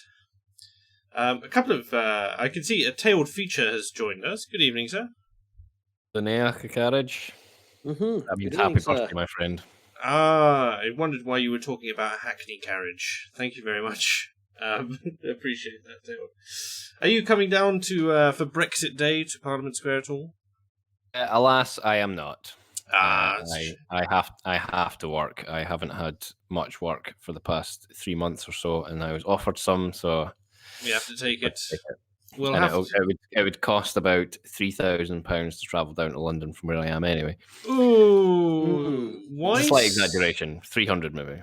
300. I've got friends who've come down from Edinburgh or something, and it's like a £5 if you get the right train ticket. I don't know.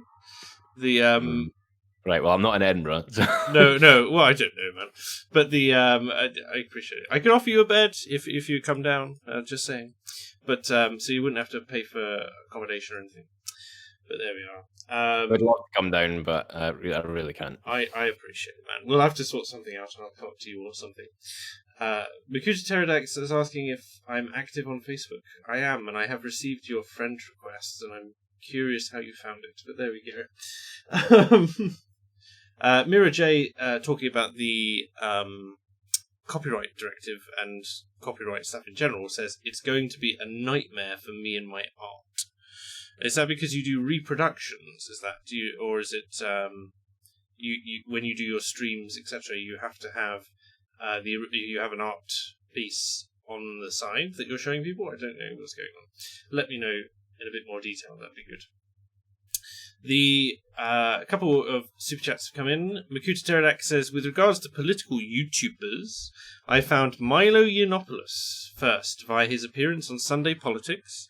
And then the big questions on the BBC. I found Sargon and V soon after, and then I found AA and the Britisher on Dictator Top Trumps, and then, by extension, the Unpopular Opinions verse.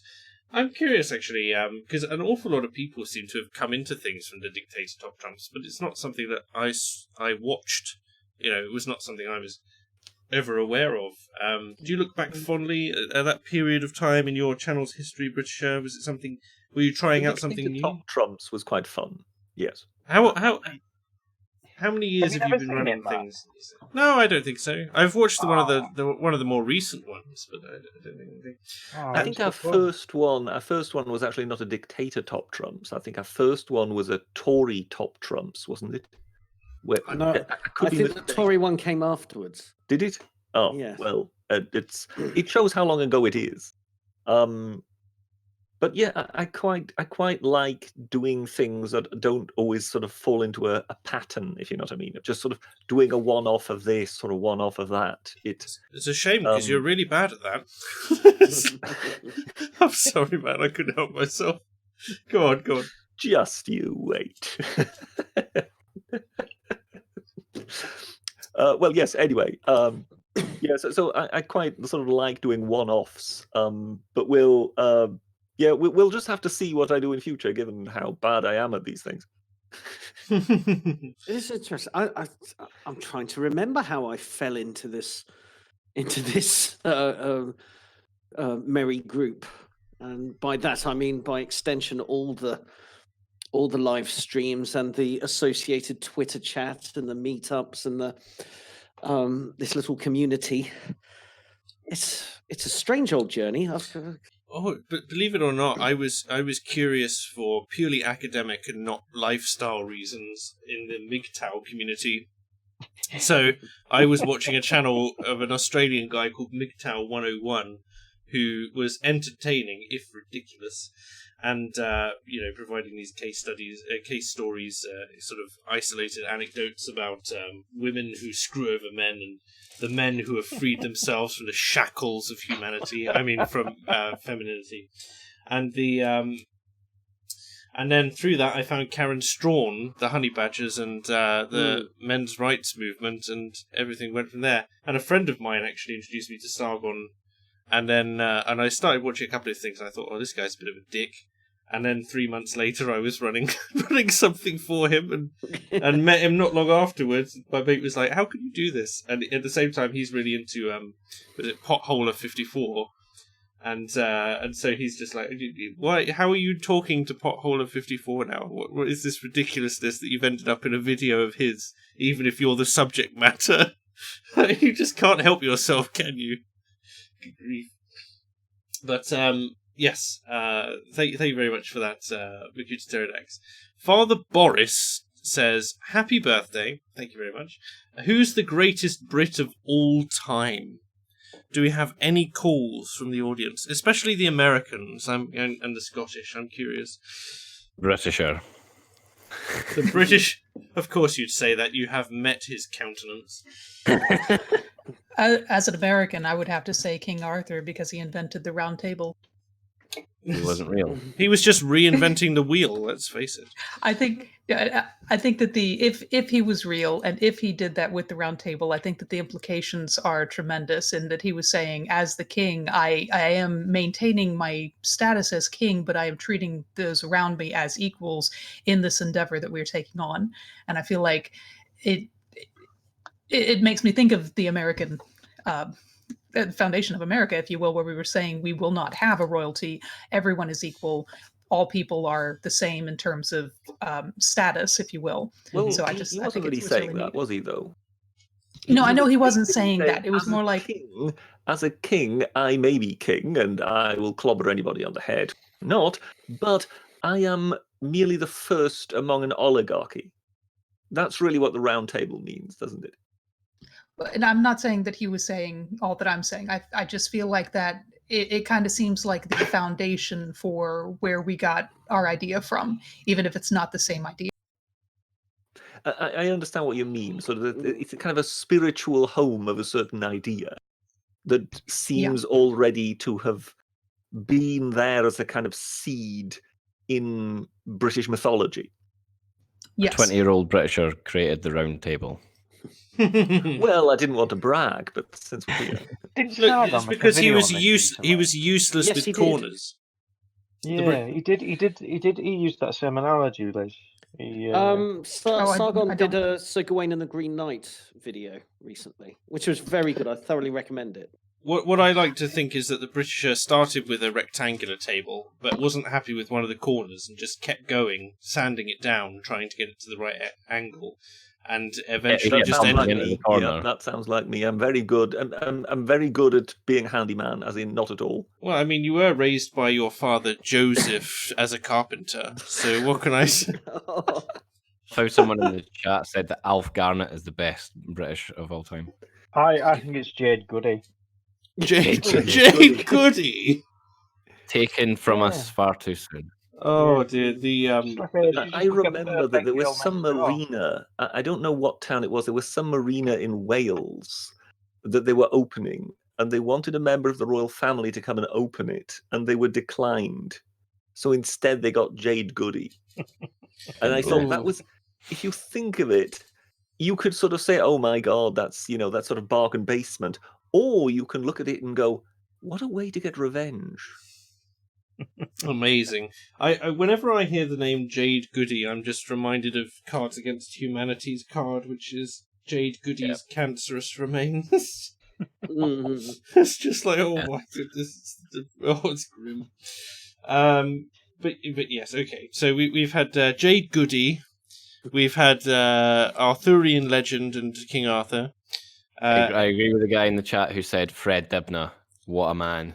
I thought you were going to say William Wallace Tales. I thought that was going to be your... Like King Arthur, he probably didn't exist. Probably. I mean, I've played Age of Empires 2. It definitely did exist. That's purely historically accurate. Fred Dibner definitely sort of ranks among the characters, doesn't he? Yeah, that's quite niche, though, isn't it, British? Liz, are you familiar with Fred Dibner? No, I don't think I've ever. Fred Dibner. Yeah, I think you'll have to do some research on Fred Dibner. It's Okay. I think it was from Lancashire, wasn't he? Sort of Lancashire's finest. He was a steeplejack by trade. He really was into his old Victorian machinery and things like that. And blowing up chimney stacks. And blowing up chimney stacks. He didn't like doing that, though. He'd rather preserve them, but he was always called in to knock chimneys down the old-fashioned way. With dynamite. No, he usually set a fire underneath it until it weakened the whole structure and it collapsed. It was great. I used to watch that as a kid. So you're saying he was an arsonist? Well, maybe a pyromaniac, but he was a state-sanctioned pyromaniac. But yes, he was, as you say, a state-sanctioned pyromaniac who somehow turned into a national treasure the older he got. And he always wore a flat cap, and he once had some skin complaint because actually he wore that cap so often and didn't wash it that he got a fungal growth on his head. Oh, that sounds that is grim. That's the whole thing about Fred. It's one thing the British love is that they like someone who's enthusiastic and knows their pet subject inside out, and he epitomizes that. Didn't he at some point? He was driving one of his traction engines.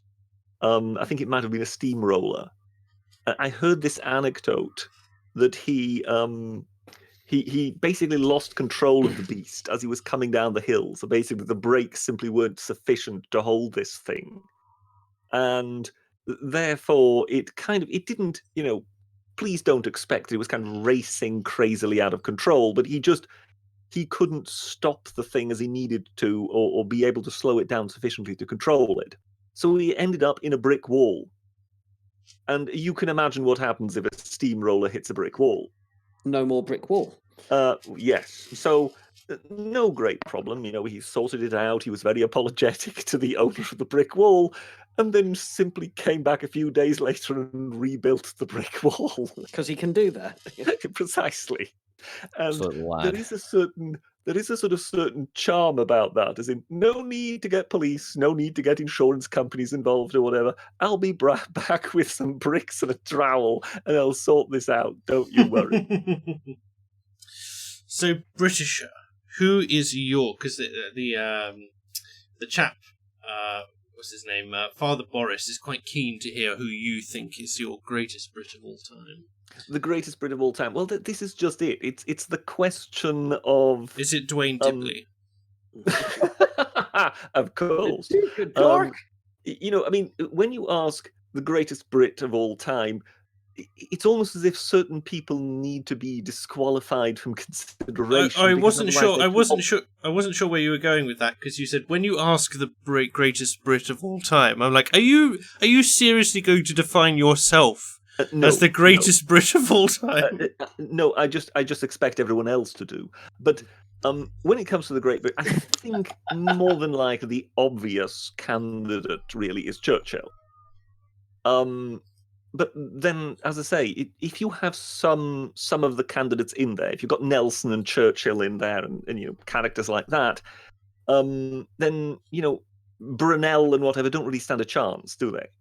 Oh, I think Brunel stands a very good chance. If you want to go down the non-military route, Brunel's your man. There are various folks. I mean, who is bigger, Isaac Newton or Isambard Kingdom Brunel? but Brunel is also an interesting character insofar as, when people bang on about immigration, because of course it was the product of immigration, because it's actually a French name. It's Brunel. But as such, I would think, for me personally, I think rubber seems to be heading in the Brunel direction. I would go Churchill. You would go Because Churchill. he was willing to kind of stake his entire nation on a principle, and at the same time he managed to hold that nation together in the most ludicrous of odds. I can see several people in chat saying, no, Britisher. Of course, what you meant to say was Mary Whitehouse. Perhaps Clement yes. Attlee. Oh, no. That sort of thing. I can see why you're saying Churchill, certainly. My choice is actually someone which chat has already mentioned, actually, Mad Jack Churchill, who was the chap who carried a longsword into battle. And a longbow, I believe. And a longbow, because he said that an officer without his sword is improperly dressed. He walked up and down the Normandy beaches, blowing on his bagpipes, having been not shot because the Germans thought he was utterly mad, which he was. The only man to have killed a man in wartime with a longbow in the Second World War. And also someone who managed to do a great number of crazy feats, including marching up to a German battalion, declaring that he had an entire squadron of Spitfires primed and waiting on his command, given that he'd got lost in no man's land and he'd come across them. And then he took them all hostage and marched them back across no man's land to back to Britain. So back to British territory. When it comes to Spitfires, of course, there was Eric Winkle Brown, who was he was basically ordered to be the first on freshly occupied airports in order to secure for the British any German aircraft that they wanted to investigate. So he was sent off with the Spitfire, because any moment now a particular German airport was to be liberated, be occupied by the Allied forces. Mm. So he lands at the airport only to realize, oh dear, the Nazi flag is still flying. Our lot have been delayed somehow. But no worries, the entire airport plus the 2,000 strong German garrison just surrendered to him. Do you know what? That's Chad. The only person I think... Did you give your answer? No, but the thing is that we produce so many Great Britons. It's hard to choose one. I personally like the Duke of Wellington, but I'm going to go for the trio of Churchills here, and I'm going to throw into the mix John Churchill, the Duke of Marlborough, because he's the guy that puts Britain on the map. By founding Marlborough cigarettes. Go on. He's the chap who marches right across Europe in order to catch the French on the way into Austria. Yes. I mean, he takes a British army with some Dutchmen and just says, right, destination, somewhere outside Vienna. How do we get there quickly and without the French catching wind of it? And any other German principality that we happen to march through along the way. How should we say, the British government was that impressed, not only in the fact that he won, but the manner of his victory, that they gifted him Blenheim Palace. Yes, which is magnificent. They couldn't give him enough stuff to say thank you. That's how awesome John Churchill was. The country has run out of things to give you. I can see a couple. I'm going to jump ahead a few super chats here because some people have opted in on this question. Architect of Fate says Edward Longshanks for Best Brit. Obviously bait. Sorry? He is bait. That's me. Bait, yes. He is a candidate. William the Marshal. Mm-hmm. Rubber? Well, yes, Kingmaker. Is he? Is he not Kingmaker? Well, William the Marshal is basically the greatest knight in all human history. So This is a chap I definitely intend to do a video on. He's first, he is believed to have been among the guard that escorted Eleanor of Aquitaine to the French court, because she was to marry the French king, but because she was effectively the heiress of Aquitaine, it was obvious that anybody who got their hands on her and would be able to force her into wedlock would therefore become king of Aquitaine. So they knew that there would be various warlords on the way that would seek to effectively kidnap her and force her into marriage.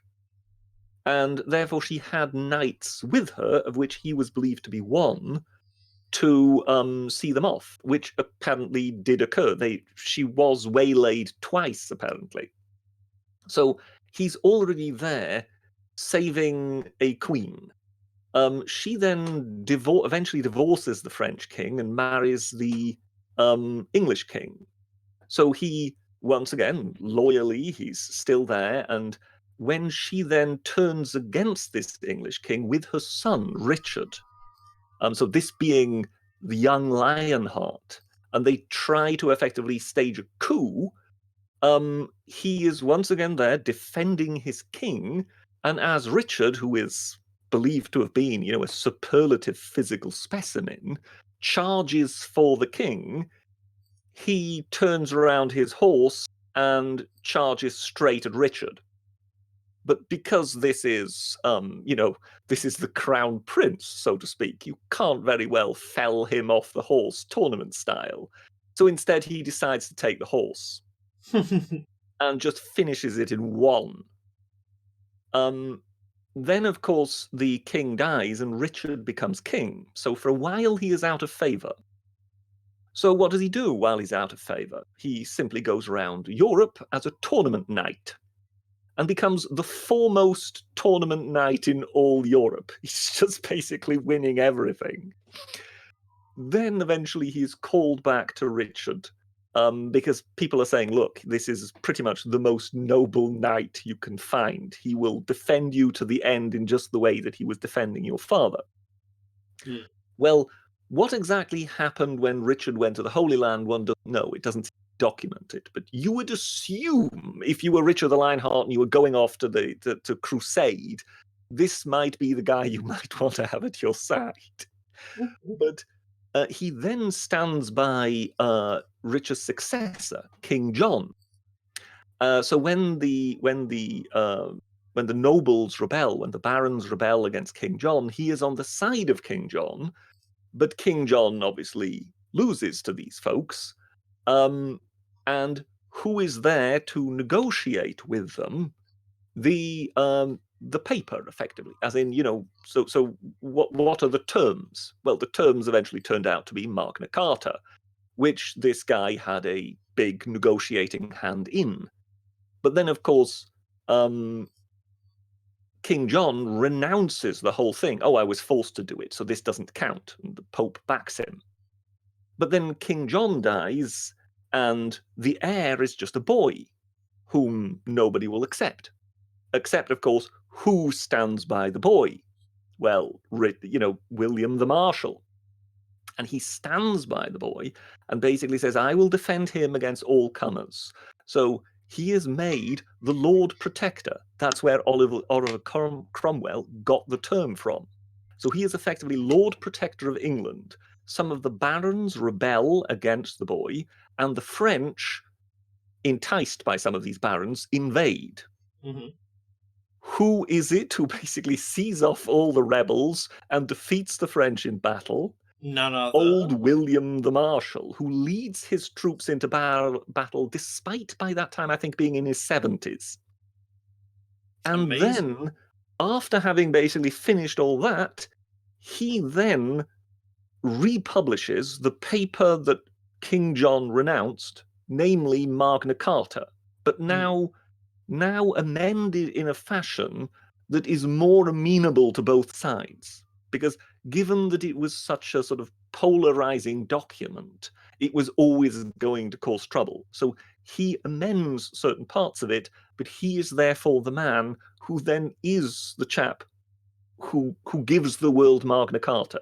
So the greatest tournament knight, the most loyal knight you could possibly imagine, who saved kings and queens. And yes, the chap who negotiated Magna Carta and who published the thing. I think he's got quite a high ranking in Greatest Britain of all time. He wasn't on Big Brother though, was he? No, he didn't manage that. It's amazing that William the Marshal is just an anagram of the Britisher. I mean, a 20-year-old Britisher. There is one little curio that's worth adding. In the House of Lords, above the panelling or whatever, as you get closer to the beams. Yes. There are around that hall carvings of the great barons of that period. So William the Marshal is also one of them. And they made sure to position him so that he is to the right of the monarch, immediately behind the monarch, when the monarch sits on his throne. In prime backstabbing range. I mean, so he is the right hand of the monarch still to this day. Amazing. Thank you very much for that anecdote, Britisher.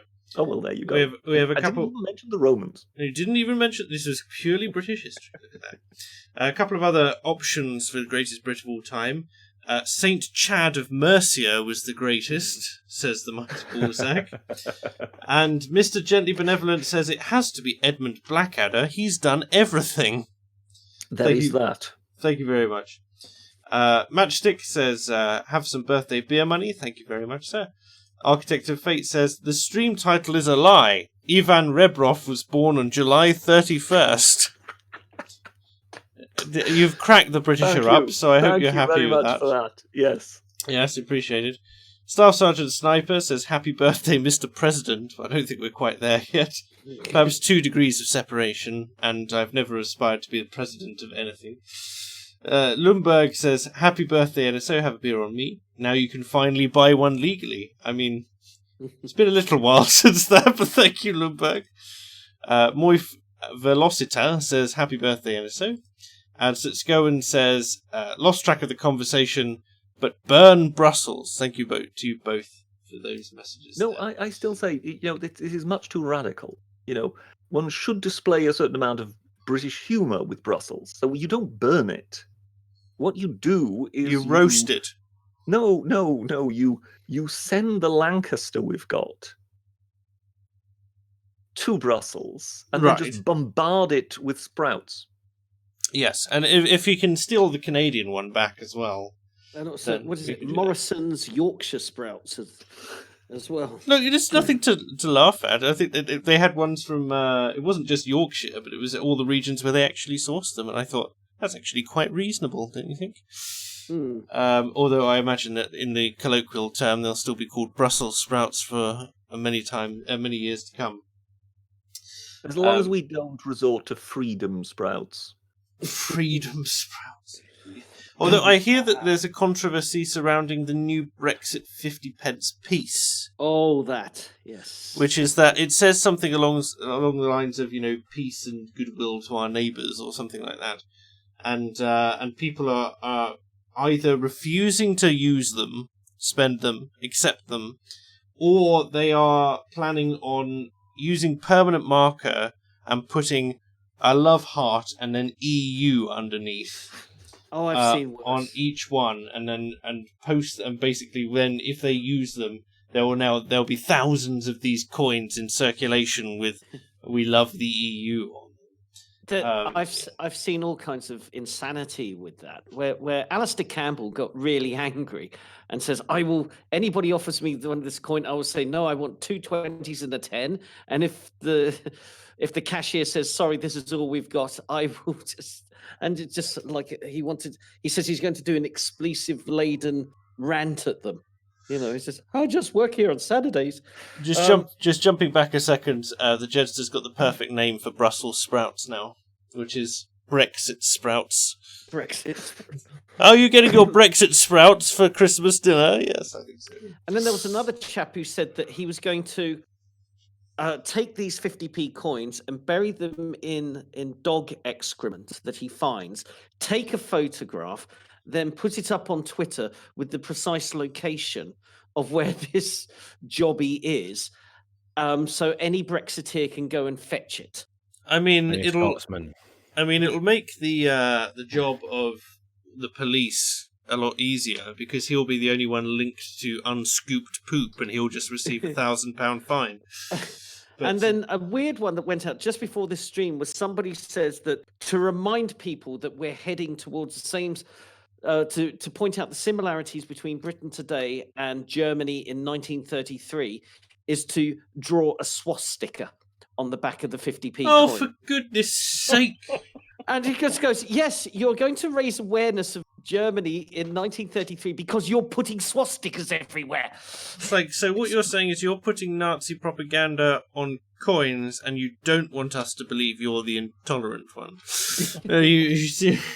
It's also such an ineffective thing. It is illegal to deface or deform the Queen's currency as well. So if they do anything drastic with it, they'll just end up finding themselves on the thin end of a wedge, which will lead to them being fined. That sort of thing. Well, here's the thing. Lord Adonis and Alistair Campbell had just did these big rants on Twitter. Lord about Donut, coin. yes. And I'm just thinking, because we've all seen some insanity coming from diehard Ramonas, and I just think there should be a psychological study done on this, because I've never seen anything like this in politics, and I'm older than dirt, so I can remember all kinds of miners' strikes and anti-Thatcher things, but I've never seen anything where people just come up with the most crazy ideas for protests. I've got think it's normal. Well, I've got a big study that I have to run next year that I haven't decided on the topic for, so maybe we'll see what we make. Well, one question I would have is that don't you think that there is a certain irony here that anybody called Lord Adonis should be extremely good-looking? Oof. It's a shame, really, because he isn't. But then he is utterly mad, so perhaps he's the runt of the litter. But there we go. Pure Brexit derangement syndrome for these coins. I think we can agree. I think the best response I've seen from someone just calling this out was that he said, I'll tell you what, you give me the 50p coin, I'll give you back 20p and I'll tell you exactly where you should spend it.